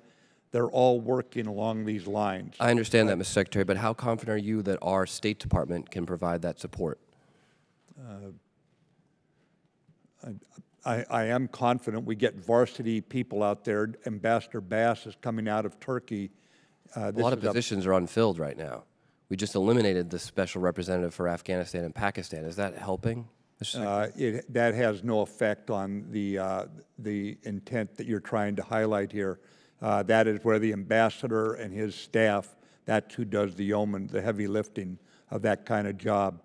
We also have other military, U.S. military officers in their ministries to build bridges across to the various ministries. We try to get the political concentration of effort, unity of effort that we need. So, Mr. Secretary, are we actually pushing advisors farther down in the same way that we were doing on the military side of things? I'm confident we will be. We currently are doing that with NATO officers inside the Ministry of Interior, Ministry of Defense, and the intel agencies. As far as the other ones go, I believe, let me ask the chairman, he's been there as the commander on the ground in the past, but I would tell you that I've seen a new level of collaboration between Chief Executive Abdullah and President Ghani than I have seen in the past. The bar is pretty low, but I appreciate that. Mr. Chairman. Congressman, I mean, I think it's a fair question, and as part of the strategy, the State Department is tasked with coming up with a more robust approach. I would reemphasize one point and then talk about one that's aspirational. When we knew moving forward we were going to have a new strategy, we needed strong leadership in Kabul. Ambassador Bass actually was carefully hand-selected. He's coming out of Turkey. He's been there for 3 years. He's got an incredible background experience in Afghanistan, and many of us spoke to him and encouraged him to accept this service, which is really what he has done. He's accepted this service in Kabul for 3 years. So it starts at the top, and I think we have the right diplomat that's going over to Kabul. With regard to your other question, has the advisory effort on the political level been pushed down to where it needs to be? Not yet, and that has to be done in order for us to be successful, and I know that's what Secretary Tillerson's intent is. Thank you, gentlemen. Thank you, Mr. Chairman. Ms. Hartzler. Thank you, Mr. Chairman, and thank you, gentlemen. We are so glad that you're at the helm at this important time in our nation's history and in the life of Afghanistan. I'm so encouraged by a lot of the changes that you are instigating. I think it makes so much sense to have the strategy be condition-based, not just time-based or number-based. And I've also been encouraged by what you shared earlier about making sure that every dollar that goes there is invested wisely. Our Oversight Investigation Subcommittee held a hearing recently dealing with the allegation that the Afghanistans bought and perhaps wasted $28 million dealing with their camouflage they chose for their uniforms. And I was so encouraged at your memo, Mr. Secretary, afterwards, directing that we bring to light the wasteful practices and make sure that everything is looked at and there's no waste. So I'm going to ask a question about another area, and that deals with just the assessment of the Afghan security forces.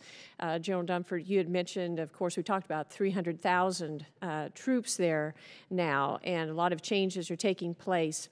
When I was in Afghanistan in 2011, I was struck by what I learned there about the difference in perceptions and the expectations of our military. When we first went over there, at the level of their education, level of their abilities, and we thought we were going to begin training at this point, but the reality was we had to go back here because of even the literacy rate was such that we had to start teaching them basic literacy before we could get them to this point and move forward. And you said we're going to expand the Air Force as far as close air support. Could you just give a general assessment of where you think they are in their capabilities? Where is their literacy rate now? Where are the shortfalls in their capabilities? Where are they in building the Air Force and the close air support that we feel like they need? Sure, Congresswoman. Let me start at the Air Force. So when you were there in 2011, I think they had a couple of small helicopters, MD-530s. They had some residual Mi-17s, and they had a total of 5 Mi-35s on any given day. They might have been able to get one in the air. Today, they've fielded 20 fixed-wing A-29 aircraft. They've fielded, I think, on the order of about 20 MD-530s, which are small attack helicopters with a plan to increase more. And we're in the process of transitioning from Mi-17s to UH-60s. The first 4 UH-60s were delivered this month. The first 2 attack versions of the UH-60 will be delivered in January. And then between now and the next 7 years, we'll completely transition to a UH-60 model helicopter, which combined with the fixed-wing aircraft, the A-29, as well as the MD-530. And then there's one other aircraft that's a smaller light aircraft that conducts reconnaissance called the C-208. So they've got a pretty robust Air Force that's growing right now. The most promising area of the Air Force has been the Special Mission Wing, which supports their special operations. And I can tell you from personal experience that the profiles that those pilots are flying are as sophisticated as the profiles that we typically fly on a routine basis. You know, and again, that's a result of many, many years of training, and this is the cream of the crop, there's no doubt. But there is some room for promise in the Afghan Air Force. I think it's important when you talk about lessons learned in 2011 and having an accurate assessment of Afghan capability. One of the things that the Secretary has directed is that our advisors are going to be the most mature, most competent, most experienced individuals we have. And so what you'll see are people that have actually been over there before, going back again on a repeated basis. So I would expect the advisors that will go in 2018 will be people who have had experience in Afghanistan in the past. And so we'll be starting from a known point in terms of their appreciation of culture, strengths and weaknesses and so forth, and be better advisors. One area that I think is significantly different in 2011 is leadership. And, you know, in 2011, we were still dealing with the residual of a Soviet-informed army, that type of leadership. This summer alone, as a result of President Ghani's decisions, the average age of the Corps commanders was reduced 10 years between last spring and right now. He replaced 5 of the 6 Corps commanders, and so we really are now dealing with a group of individuals that have been trained, organized, and equipped and influenced by U.S. and coalition forces for over a decade. The young lieutenants and captains that you met in 2011, those are now the Kandak commanders and the brigade commanders. And so that's something that takes a long time. We say it takes 25 years to grow a division commander. It takes a long time, but the investment that we've made bringing Afghans to our schools and training them over years now are starting to result in leaders being in the right place. Very encouraging. Thank you. Yield back. Ms. Hanabusa. Thank you, Mr. Chairman. Secretary Mattis, General Dunford, thank you for being here. Secretary Mattis, you talked about the new strategy, the R4 plus S. Is that a strategy that you also buy into? Right. Is that something you support? The R4 absolutely. plus? So can you tell me, I understood your description of what regionalizing is, but can you tell me what reconciliation means? I can. Representative, what it means is that the Taliban decide to stop killing their fellow countrymen and women and sit down, as some of the small groups have, and start working with the Afghan government. They've got grievances, then bring them up through the normal processes that countries have to resolve grievances. But no need for violence, no need to support transnational terrorists. So is this sort of linear? In other words, do we have to go through each of the R's to get to the S, which is to sustain? No, it's not. It's a great question. We are going to fight and talk at the same time. Already, some groups have broken with the Taliban. Furthermore, because the Taliban has lost some key leadership, there's internal fighting going on now, which distracts them from working against the Afghan government and against our NATO forces, our Afghan forces. So this is not going to happen in a sequential, linear way. There'll be some of them will peel off early, some will fight to the rugged end.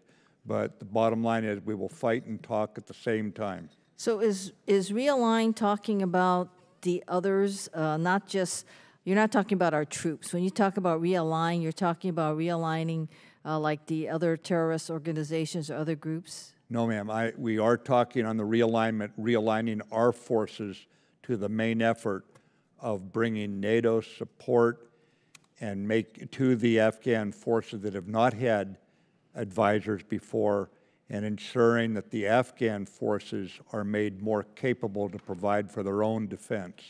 So the reinforced component of R3, I think you said, is that the United States will reinforce by having more troops? We will bring in more troops to extend the advisors to the other units that the chairman was saying are not right now getting advisors, but it's also Secretary Stoltenberg and myself going to other NATO and partner nations, NATO being the nations there in Europe, partners being ones like Georgia, Australia, and have them pick up more of the advisory duty, align more of their troops to advisor duty as well. So though we may not have more boots on the ground, so to speak, we do anticipate having more of our advisors or NATO advisors in Afghanistan in the future. Yes, ma'am. There will be more boots on the ground. I mean, we are reinforcing. It's not to take over the fighting. It's not to supplant or substitute for the Afghan soldiers. It's to make certain that units that never had immediate access to NATO air support, intelligence support, this sort of thing, will now have it, making them more effective at fighting. But we're not taking over the fighting, we're enabling them. So in your testimony, Mr. Secretary, you spoke a lot about the Taliban and how the basically, lack of a better description, how the Taliban was such, doing everything so bad and was an evil entity. Yet in the testimony of the general, he talks about defeating ISIS and al-Qaeda in Afghanistan and to ensure other terrorist groups are unable to launch attacks. And then he ends with something I think you're talking about when you're talking about reconciliation, and that Secretary Tillerson has recently outlined this entire effort is intended to put pressure on the Taliban and have them understand that they will not win in the battlefield victory, so they will enter an Afghan-led peace process to end the conflict. So is that the ultimate goal, that we will do away with the ISIS and we will do away with al-Qaeda, but the Taliban is viewed almost like our future partner or the partner in peace in Afghanistan? As you know, ma'am, the Taliban embraced al-Qaeda, supported them, and refused to break with them even after they attacked New York City and Washington, D.C. So we go after the Taliban as providing the structure, so to speak, that other transnational groups have in fact used to conduct international attacks. I mean, you know what al-Qaeda has done, you know what ISIS has done, Haqqani in the area. But the bottom line is we are going to go after al-Qaeda, we're going to go after ISIS, and if the Taliban wants to break with them and stop killing people and rejoin the political process, then we see reconciliation as the way we will end this war. Thank you, and I yield back, Mr. Chair. Scott. Thank you, Mr. Chairman. Gentlemen, thank you for being here today. General Dunford, you mentioned the A-29 mission. I'm proud to tell you that that's Moody Air Force Base in Valdosta, Georgia, in my district. We're happy to have that mission there. Hope you will continue to expand it, and I know that that mission is being utilized for other countries as well as Afghanistan. So thank you for your support of that and mentioning it.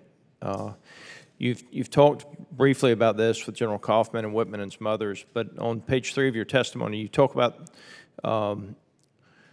the decisive point in moving or the new approach that will have our most senior, capable, and operational experienced leaders advising at the decisive point in Afghan operations.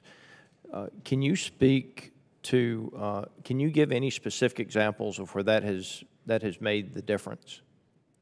Absolutely, Congressman. When we went through the failure analysis, the one thing that we identified was Afghan units that had coalition or U.S. advisors almost invariably were successful.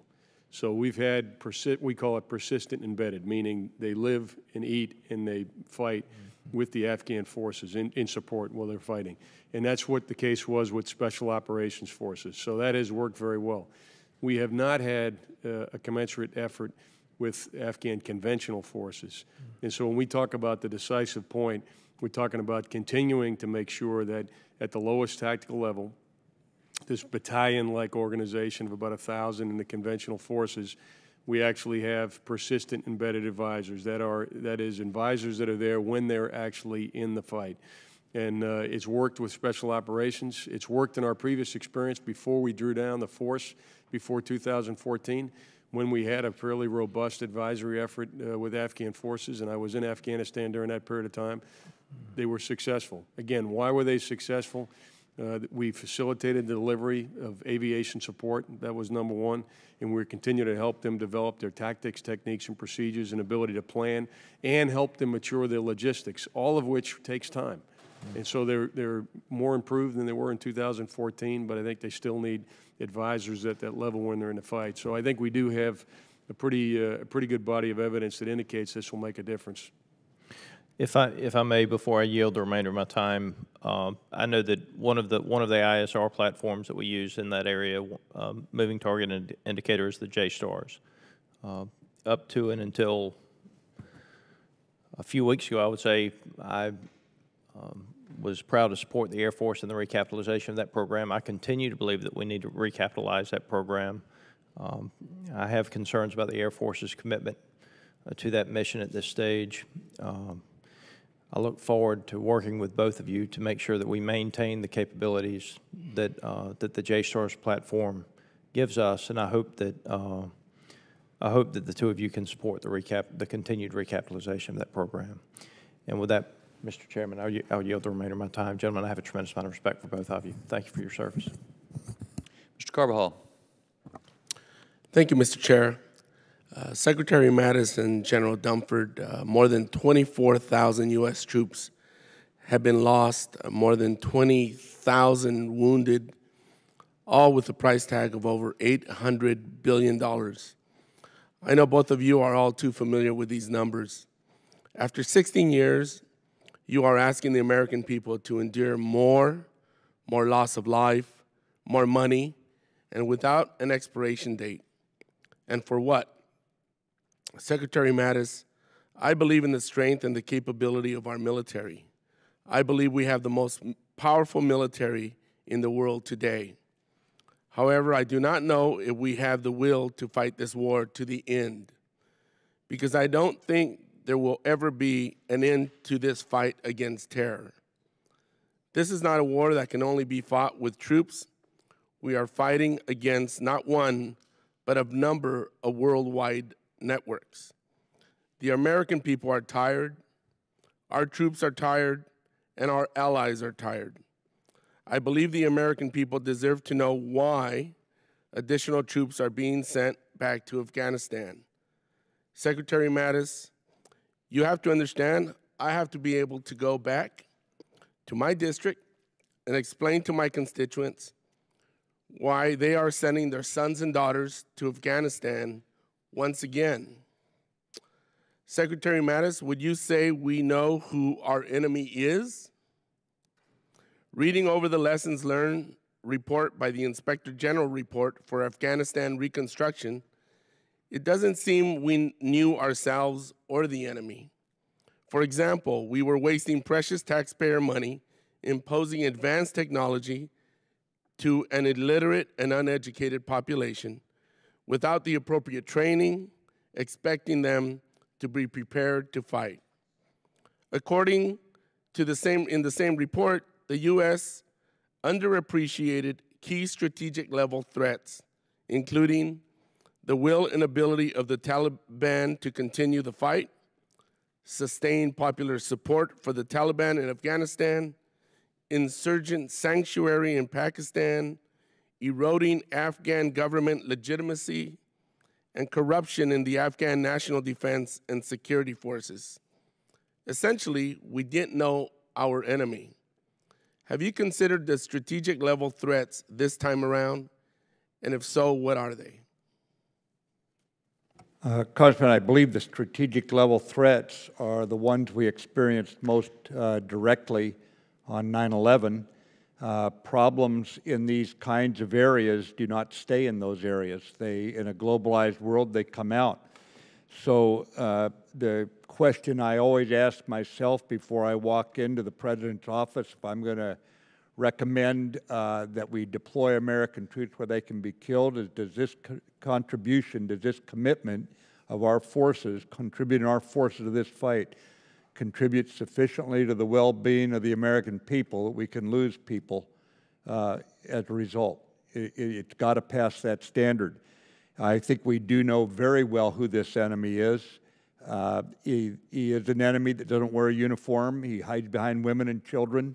I recognize the difficulty of taking the country further into this war. I first landed in Afghanistan in November 16 years ago, so I recognize the challenges you bring up about keeping the American people motivated and understanding of what this fight is all about. I believe it is necessary to defend what we believe in, and to protect the freedoms we have so the next generation can enjoy them. I don't believe we can ignore this. I think if we leave this region, we leave it at our peril. And I think we have a lot of people, even with all the confusion about our strategy over the last several years, when we kept talking about we're leaving, 39 nations out of 50 still stuck with us. I think hoping against hope we would come up with what they are now encouraged by, which is this strategy. So we're not alone in this. It would be one of the first messages I would bring to your constituents, Congressman. With all respect for your constituents, they need to know we're not alone in this fight. Is it tough? Was the society of the Afghan people completely shaken apart, torn apart by the Soviet invasion? Did that open the door for then what happened here in terms of the society I think you aptly described? Yes, but we deal with the ball where it lies right now, sir. We can't wish it away. Thank you. Yes, sir. Mr. Gates. Thank you, Mr. Chairman. Secretary Mattis, I had recent occasion to visit with some of my constituents who had been serving in this theater when they returned home at Walter Reed, and I promised them that I would share with you their complete confidence in the President and their complete confidence in your leadership of the Department of Defense. They were injured in a green-on-blue circumstance in which they were attempting to give training advice and assistance to the Afghan forces. Can you speak to any new strategy that we have, any new tactics that we have to ensure that folks who are there rendering assistance on how to perform the mission don't then put themselves in an unnecessarily vulnerable situation? Yeah, this is probably one of the most difficult aspects of this war. We all recognize that treachery has been part of warfare since the beginning of time. But this aspect is especially difficult for us to understand or to embrace, and it certainly undercuts the sense of commitment, you know, if this is what's going to happen. So let's get down to what are we doing about it. There is a very invasive counterintelligence program in which we vet the people that we are going to be training. Numerous people have been dismissed from the service, from the Afghan service because of it. We also maintain a guardian program where you have guards on our people who are giving classes in the event the counterintelligence program, like all of them, can't be perfect. We assume that. We also have a very strong support element there in the Afghan government. They recognize that nothing is more corrosive to the support of the American and the democratic people from Europe and other democracies that are part of our 39 nations than this sort of treachery. So it's got our attention. The Taliban continue to try to infiltrate their way into the Afghan units, and we've been relatively successful at stopping them. But, Chairman, if there's anything I've not answered here, go ahead, please. Congressman, the only thing I'd say is we had a very high incidence of these in 2012 and 2013. In fact, to the point where I think it's fair to say it threatened the campaign.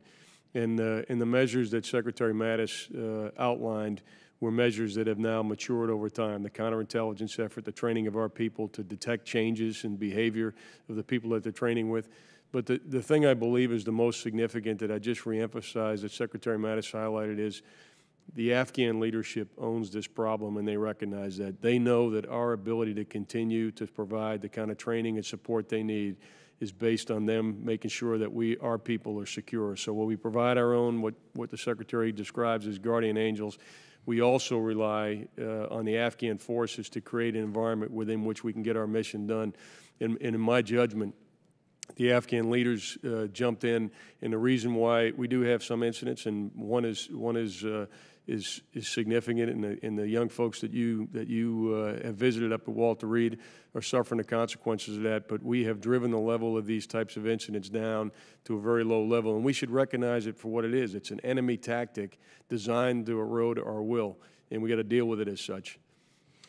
Thank you, and I absolutely appreciate the extent to which we've highlighted this as a priority with the Afghan government, because that is where we will likely get the intelligence that we need to minimize this risk. Another area of feedback we've gotten frequently is that the deployment cycles that people are on can create circumstances where someone goes and has a great relationship with a tribal leader, a partner, but then they're out, a new person is in, and that this confidence that you've spoken of throughout your testimony today can be eroded by some of those cycles. Is there any tactical change to that going forward in this new strategy? We are trying, Congressman, we're trying to bring troops back on repeat tours. Now but that's more of a corporate memory than a personal relationship. And we recognize this challenge.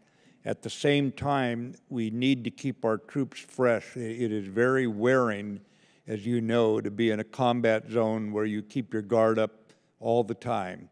And somehow we have to sustain this, and we have a military that has got a pretty wide portfolio right now in terms of threats around the world. So we're trying to maintain a more veteran approach going back in. We're trying to do the kind of things that mean we're putting people into areas that they understand inherently, even if they don't know that specific village. In some cases, we're able to get that kind of return actually to the same area again, but that is going to be very challenging as we go forward. So it's more how do we train our forces for it, and how do we do the counterintelligence piece that allows for us to be dealing with people who want to work with us. Thank you, Mr. Chairman. I yield back. Mr. Brown. Thank you, Mr. Chairman, and thank you, gentlemen, for your making yourselves available to the House Armed Services Committee. Several weeks ago, President Trump outlined in very sketchy format a three-pronged strategy to Afghanistan, and I'd like to ask you about two of those. One is the time-based to condition-based approach, and the other is deploying advisors down to the brigade level. So starting with the first, and this is a preparatory question, does the condition-based approach envision or contemplate, and I'm not asking for a time, I'm asking for, does it contemplate a state where we withdraw all U.S. forces? No, it does not. It implies bringing people, the number of people we have there, down based on the standing up of more capability and the maturing of the Afghan forces. There could be American advisors there 10 years from now, maybe a handful compared to today. Okay. Follow-up. So while the military goal, as I understand it, is to provide that time and space for the Afghan government, the Afghan army to establish itself so it can provide for its own security, what are the non-military efforts to address the corruption and poor leadership, the eroding security, the economic stagnation, the minimal foreign investment, and the soaring unemployment, all of which contribute to a climate in which the Taliban and other extremist groups can recruit and then conduct their activities? Yeah, Congressman, the corruption is, to our way of thinking, a strategic vulnerability that has to be addressed. President Ghani has signed with us a compact of what we are going to do about it. It has to do with control of money. It has to do with who they put into position. There's accountability. They've just put a 3-star general in jail to show you that this is going to the very top. It's not like it's only the little guy who's being scooped up. There's an accountability there that is going to shift the opportunity for this into a penalty box, not an opportunity. We're going to change that. I think on the eroding security, the offensive actions by the enemy have now been pretty much blunted. They're down to isolated ambushes and IEDs. Some of the IEDs are large, high-profile IEDs, but they have been unable to sustain the kind of offensives they had last year where they were able to move in large groups. If they get in large groups now, they understand our rules have changed, and we're going to take them out. So they've had to fragment and disaggregate more, which means they can't take over the district and provincial centers that our press was full of stories how they were proclaiming what they're going to do this year. They've been unable, they've been unfulfilled, what they said they were going to do. It's not that they're not dangerous, and it's not that we're not going to have to increase the security there for the Afghan people. We will. As far as investment goes, you'll see India, for example, picking up a larger bit of investment. We're going to other nations about the development investments to try to get them to do more, and so far we've had some success in this. We'll see it actually go into action probably by sometime late this winter, start seeing it. But we're addressing each of these efforts that you've laid out with benchmarks so that we, as much as possible, can quantify the progress. You may not be able to quantify everything about it. Some of it's subjective, but we're trying to quantify what we're doing in each case so that we do not have an assumption that things are going to turn out well. We're going to have to make it turn out well. And if I could just use the rest of my time to make this statement. You know, I visited with Ambassador Lauren, and while he's got the largest embassy in the world, they're camped out in Kabul. You've asked for 4,000 or plus more soldiers. They're going to go to the brigade level. You're already stretched too thin with advisors. You're going to go 2 levels down. You'll be stretched that much further. He's not going to get the force protection that he needs. And while I understand the president's concern about nation building or trying to build Western-style institutions, nobody can help reestablish civil institutions and a regional economy better than the United States. Our military is the best in training foreign militaries, and it's our State Department, our USAID, that does diplomacy and development better than any other nation. So I would hope that we could see more U.S. involvement in that non-military effort. I yield back, Mr. Chairman. Mr. Bacon. Thank you, Mr. Chairman. I want to thank you both for being here. Thank you for your leadership. Our country is blessed to have you. General Dunford, you commanded forces in Afghanistan in 2014. How has your thinking evolved since then, seen from your new perspective? You know, to be honest with you, Congressman, to some extent we're going back to the future here a little bit. When we did the evaluation in 2013, and 14 about what would we need in a post-14 environment, we identified the advisory effort that would be necessary for the Afghans to be successful. We talked about the capability gaps to include the aviation gap we've talked about here today, the logistics sustainability that wasn't yet in place, the intelligence capabilities they would need. And then we made a decision to lift off and provide support at the core level and the institutional level. So we're now having a conversation that's not dissimilar from the conversation we had in 2013, and 14, which was to be successful, we need to have advisors, the right kind of advisors at the right place, and we had to have sufficient aviation capability until the Afghan Air Force came online. So I'm not sure my thinking has changed significantly so much, Congressman, as we actually now, and it's rare that we do, but we actually now have an opportunity to do something today that is the right thing. Thank you. You may have touched on this, but with the votes walking in and out, let me just clarify a point. It is often read that we think the Taliban have nominal control of roughly 40% of Afghanistan. Is that about an accurate number? I think what General Nicholson talks about, Congressman, is the government clearly in control of somewhere between 60 and 70%. 10% is approximately contested. So I think it's a bit less than what you described. But I think that's probably less important than the populated areas, right? And focus on that. And I think in that regard, the government is probably closer to 70%. And what the goal is for President Ghani is to get to at least 80% of the key populated areas in 4 years, which I believe is attainable. That's better than what I was reading. So that's good to hear. Secretary Mattis, what would be your assessment if we pulled out of Afghanistan, as some want us to do? What do you think would happen within, say, 2 years?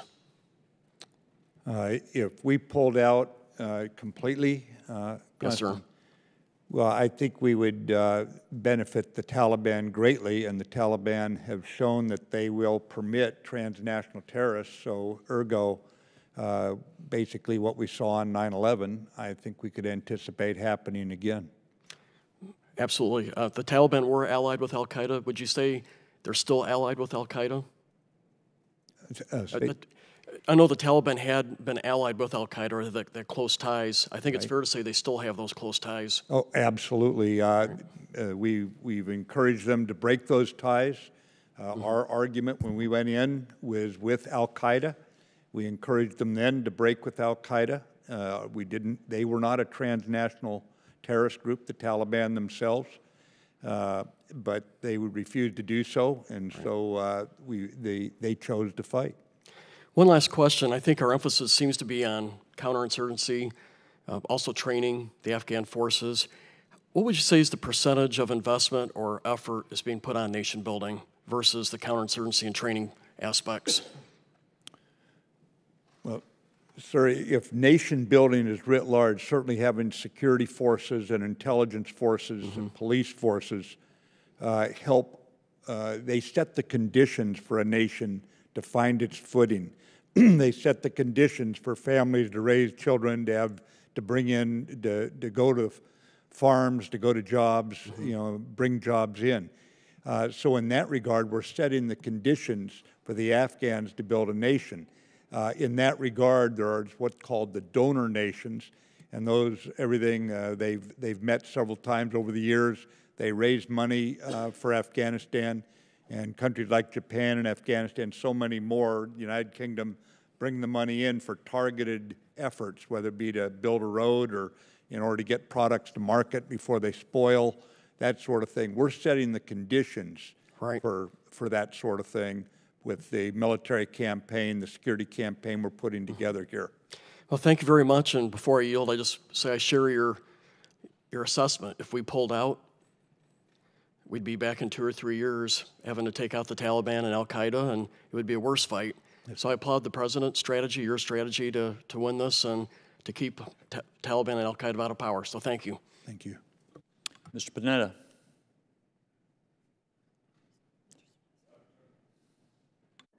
Thank you, Mr. Chairman. Mr. Secretary, Mr. Chairman, thank you for being here. I appreciate that.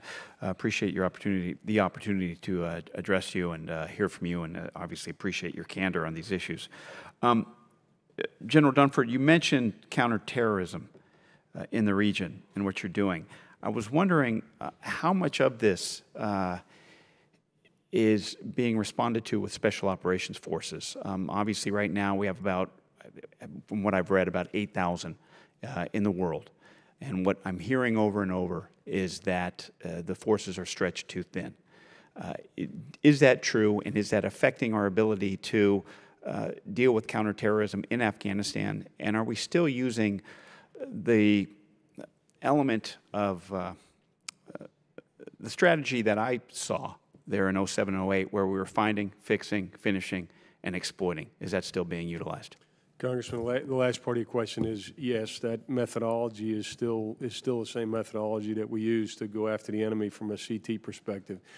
And I would say we have sufficient Special Operations Forces to do the mission today, but the issue you raise is a concern that we are running them too hard, and in some cases maybe are there missions that they are performing that could be done by other forces. And the Secretary about 4 or 5 months ago, right after he came into office, asked us to make sure that as we were doing global force management, meaning every day looking at the requirements of the combatant commanders, number one, we made sure that only if something required Special Operations Forces would they go to that force, and then we looked to backfill certain assignments that were being filled by Special Operations Forces with other capabilities. And for example, this advisory effort, the vast majority of the advisors that will be going in as a result of the plan that's been approved by the Secretary are conventional forces. The Army and the Marine Corps will provide conventional forces to be able to provide that advisory effort, because we are sensitive to the fact that Special Operations Forces are critical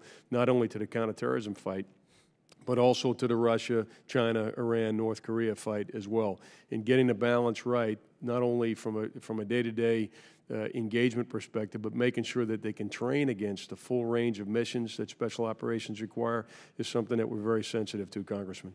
Understood. When back in 07, 08, we were, well, the FATA, the federally administered tribal areas, were, to me, seemed kind of like the Wild West. And I remember the town of Wana in, I think it was South Waziristan, kind of reminded me of the town of Tombstone. Is it still like that? And can we be assured that Pakistan is going to be able to patrol and control those areas when it comes to breeding grounds for terrorists? As you know, Congressman, the federally administered tribal area, the Northwest Frontier, has a long history of discontent, would be a polite way of describing it. But I would also say that since the partition, it's called the federally administered tribal areas for a reason. In other words, it's not a state. And you understand that it's been an area that's been very hard for Pakistan to maintain the same kind of control as it has down in the settled areas, for example. But that said, they've been running some very strong operations up there. They've lost, as you know, many of their own troops in this fight.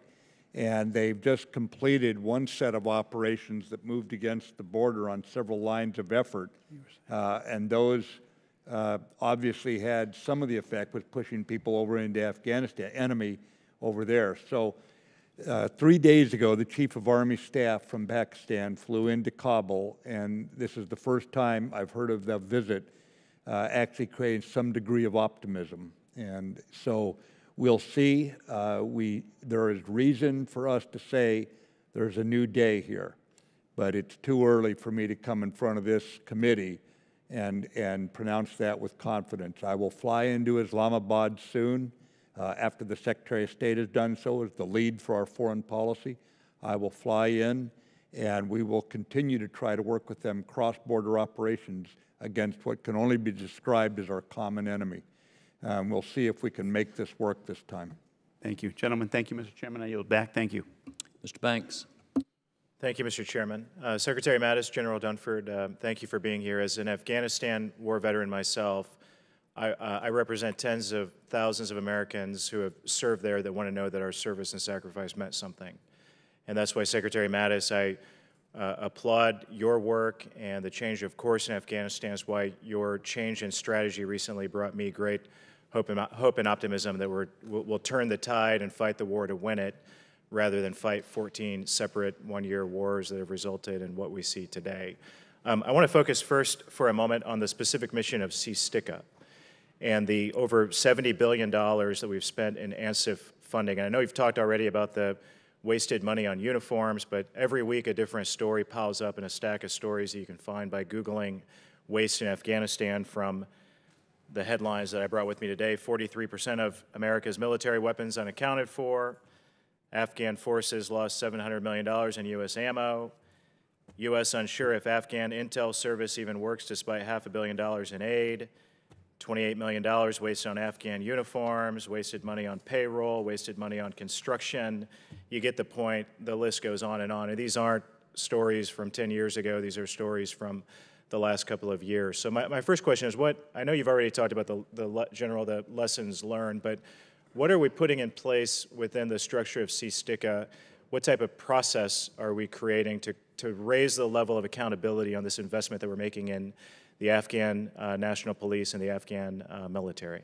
Congressman, that's a great question. About 2012, maybe it was even as early as 2011, in order to develop Afghan capacity, we started to move money to what we called on budget, meaning we gave the money to the Afghans for them to manage. At one point, I think we had well over 70% of the money that we were giving to the Afghan forces that was on budget.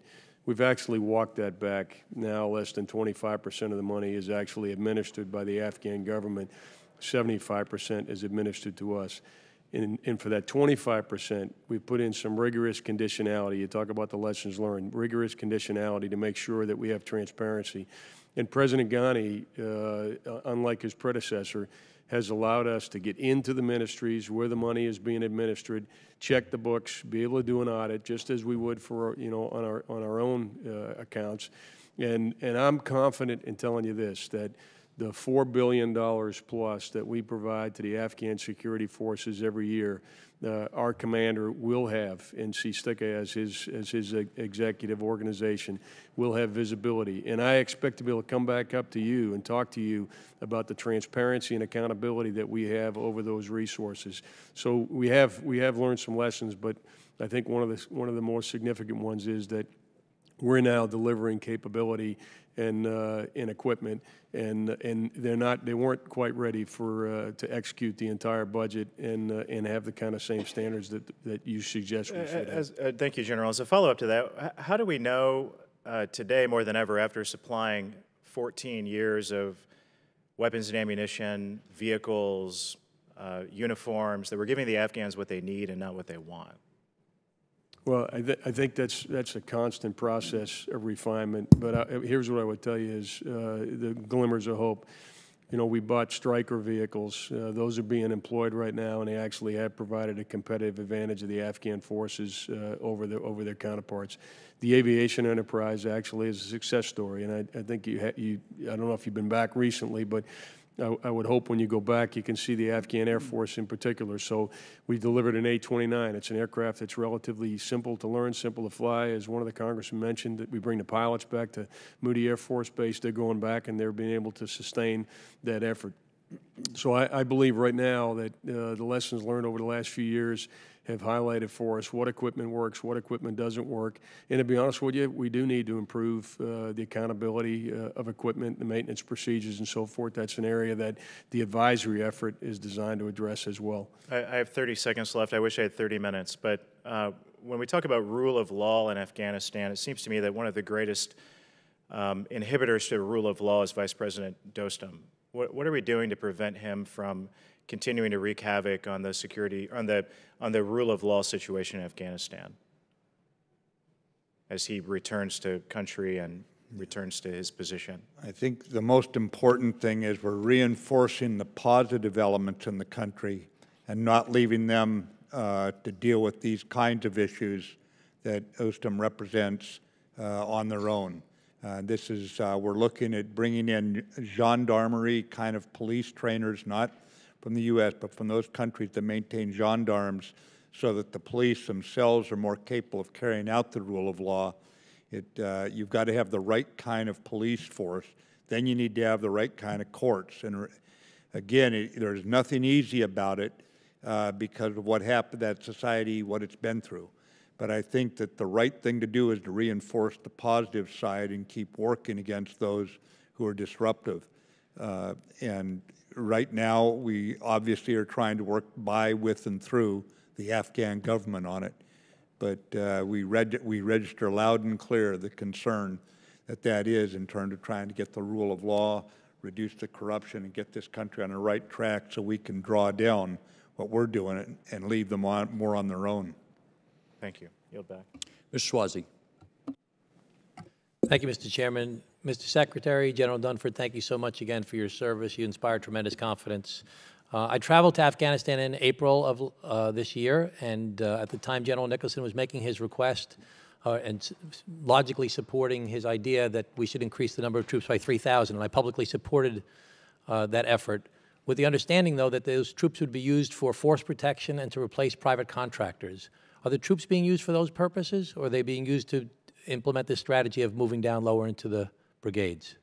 Both, Congressman, both. Obviously, some will be in force protection of those advisors who are out there, and certainly we're going to make certain that where we can bring in an Army unit coherent, rather than breaking it up and bringing in high-paid contractors, that was forced by the troop cap, and I'm not condemning anyone who did it in the past, but it's not the way we want to go. Thank you, Mr. Secretary. So the problem of ungoverned areas is a problem on the Afghani side in Nangarhar province, other places where the troops would not be take offensive action and they would more or less wait at checkpoints, and under the Afghan army would do that. And there's a problem on the Pakistani side. I met with the Pakistani ambassador about 4 months ago, and they said that they were starting to do more efforts in their ungoverned areas. You've affirmed that today.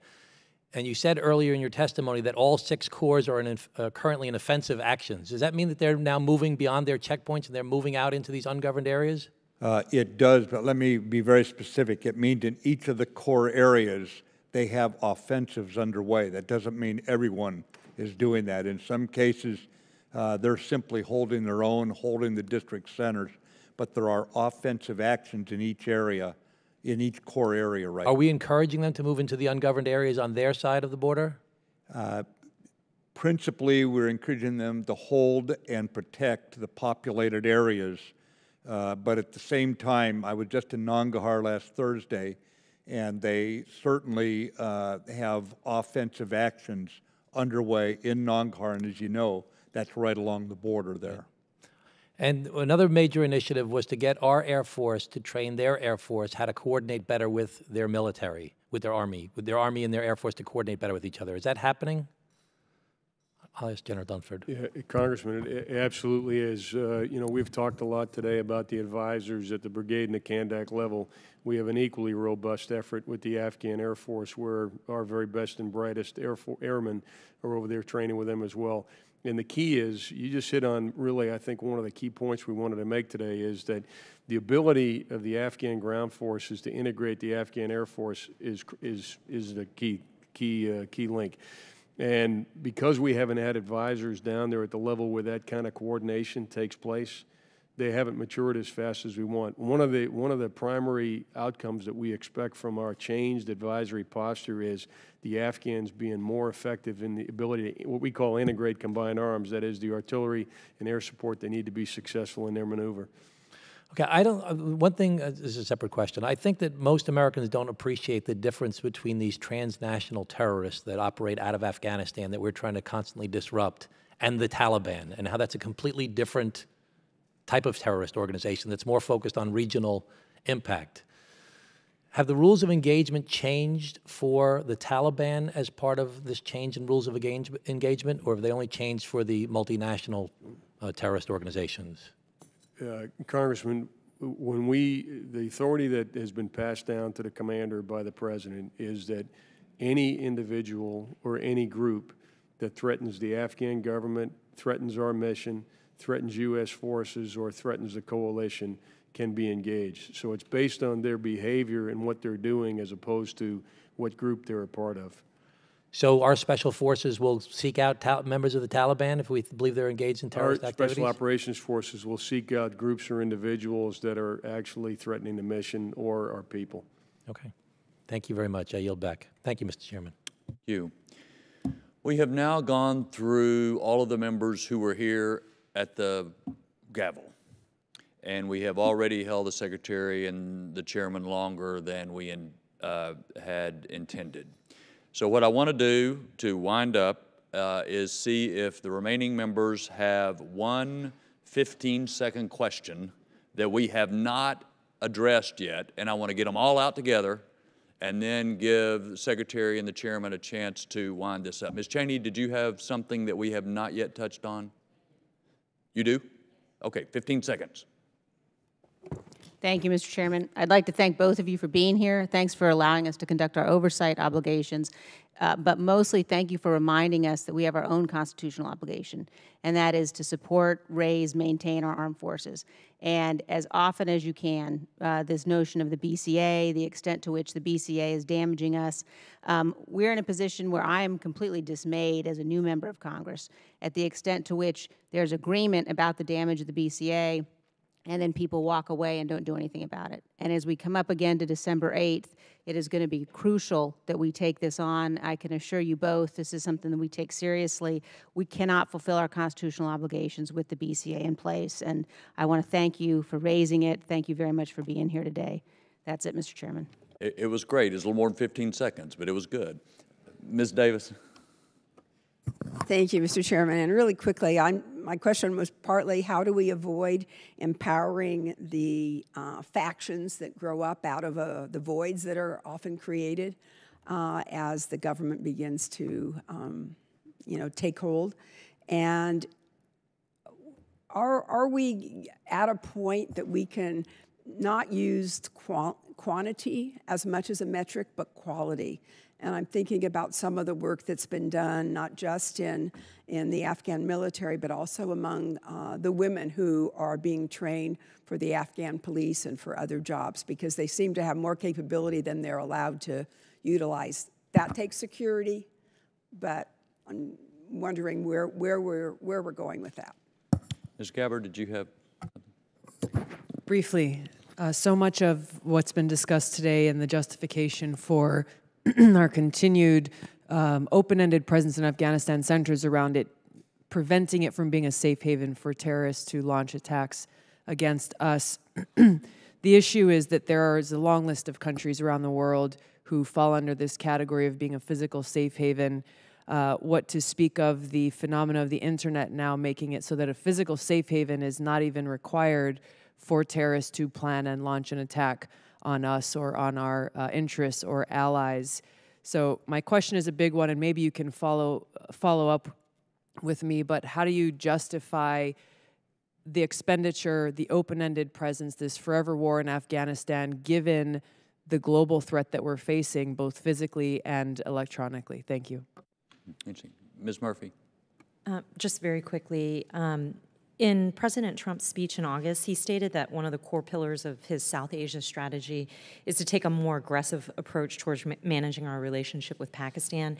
Specifically, he said we've been paying Pakistan billions and billions of dollars at the same time they are housing the very terrorists that we're fighting. But that will have to change, and that will change immediately. I think it's fair to say that our relationship with Pakistan is complicated. And I think it's important that we understand what Pakistan is doing and what they're not doing as it relates to our relationship. And that's why I'm planning on introducing some legislation that would get the intel community to account for that. It was an idea that was proposed in the 2009 AFPAC policy review. But my question for you today is what tools does DoD currently have at its disposal to calibrate our security relationship with Pakistan and compel them to act in a way that is helpful rather than harmful to the United States? And Mr. Khanna. Thank you, Mr. Chairman. Very briefly, I don't know if you had a chance to see the Saudi ambassador's op-ed in the New York Times this morning. It would be the definition of propaganda and fake news. If we are going to be involved in Yemen against al-Qaeda, that makes complete sense. But could you assure the committee and the American people that we will not aid in any way the Saudi Arabia in its war against the Houthis and in its gross human rights violations? Thank you all for agreeing to do that. Well, let me, Chairman, take a first stab at this and then bring the chairman in wherever he believes I missed something or has more. As far as the buildup of factions in Afghanistan as we get rid of terrorists in certain areas, so long as those factions become ones that are part of the political process, we will not get choosy about which ideas can come forward. That is for the Afghan people to sort out. But I think, too, that we have seen enough progress in some parts of Afghanistan, and the younger people are different based upon the education that is now reaching boys and girls, which is a big change. And I think that we will see the Afghan people choosing better which factions, hopefully political factions, they can support. On quality versus quantity, we are also carrying that theme forward. In that regard, if a unit cannot fight well, if we find there's too many ghost soldiers, there is no requirement for that unit to be maintained on the rolls. Take the good soldiers who are in it, transfer them to an effective leader, an effective unit, and go with quality, not quantity. About the women who are serving, they continue to go through the training. Obviously, there's a cultural aspect to their service. That's a reality everywhere in the world. Every nation has its own culture. But at the same time, we would not be having even the discussion about women serving or reducing the number of Afghan units to only the quality ones if we were meeting here 10 years ago. So it's somewhat a challenge for us, but it's a good challenge to have as we go forward here. On the havens and the concern there, the reason we shifted to a by, with, and through global approach to terrorism is exactly what you bring up. We could eventually pour our troops into so many ungoverned spaces, so many havens, that we wouldn't have enough troops to go around. So the way we invest our troops is, and I can show this to you in private, it's classified for obvious reasons. I can show you what it is we do for every troop invested. How many coalition troops do we have in North Africa with us? How many African troops do we have? If you go to Somalia, I can show you what's going on there. If we go to the Korean Peninsula, I can show you what 28,000 or whatever it is U.S. troops bring in terms of the 3 million man South Korean army. So what we're looking at is as we look broadly across the world, how do we deal with the geographic havens in a way that we do things by, with, and through others? Now, you make a very good point about the virtual havens, about the internet and this sort of thing. Different problem set needs a different response. And in that one, I think education is one of the most important bulwarks against this taking over young people's hopes and dreams and turning them into what we've seen in various places. I would just tell you that exchange programs, USAID efforts to keep libraries open, virtual libraries open, as we promote ourselves and take our own side in this fight. But I think it's got to be addressed differently, and perhaps that's not where the military should have the lead. That's addressed separately. On the Pakistan relations and what tools do we have diplomatic tools, diplomatic isolation by more and more nations that are joining together with Secretary Tillerson's Defeat ISIS campaign. That, ma'am, is 69 different nations joined together to fight ISIS from all around the world, plus Arab League, NATO, European Union, and Interpol, so that we can trace these foreign fighters as they try to go home or try to move across boundaries, this sort of thing. All of this shows an increasing alliance against terrorism, and any nation that would then support it or be seen to providing havens would be running afoul of basically the most powerful economically and diplomatically, militarily powerful nation in the world. We also have economic tools from loan guarantees and working with other countries on what access people have with certain banking tools and this sort of thing. As far as Yemen goes, we are engaged in anti-terrorism campaigns only right now, and where we work with the others, it is to reduce civilian casualties, and it's to try to drive this or draw this into the UN brokered peace negotiation to end the civil war there between the Houthis and the UN recognized and Saudi supported Hadi government. Miss anything? Mr. Secretary, I think you gave a very comprehensive answer to each of those questions. We're all tired. Mr. Secretary, let me just add one final thing back to Ms. Cheney's point, and it's really how we started, talking about stability, stability of commitment and stability of funding. In addition to stability, adequacy is also necessary for funding. Many of us were very pleased to see the President at the UN endorse the level of funding that has already passed the House authorization, the House appropriation, and the Senate authorization bill. Working together, I think it's essential that we get that across the finish line so that whether you're the Taliban or the Russians or the Chinese or whoever, you know that we're going to stand up and defend ourselves with adequate resources to do so. That's a key part of our mission as well as working with you. So I appreciate that. Thank you all for being here. I think this was very helpful. Hearing stands adjourned.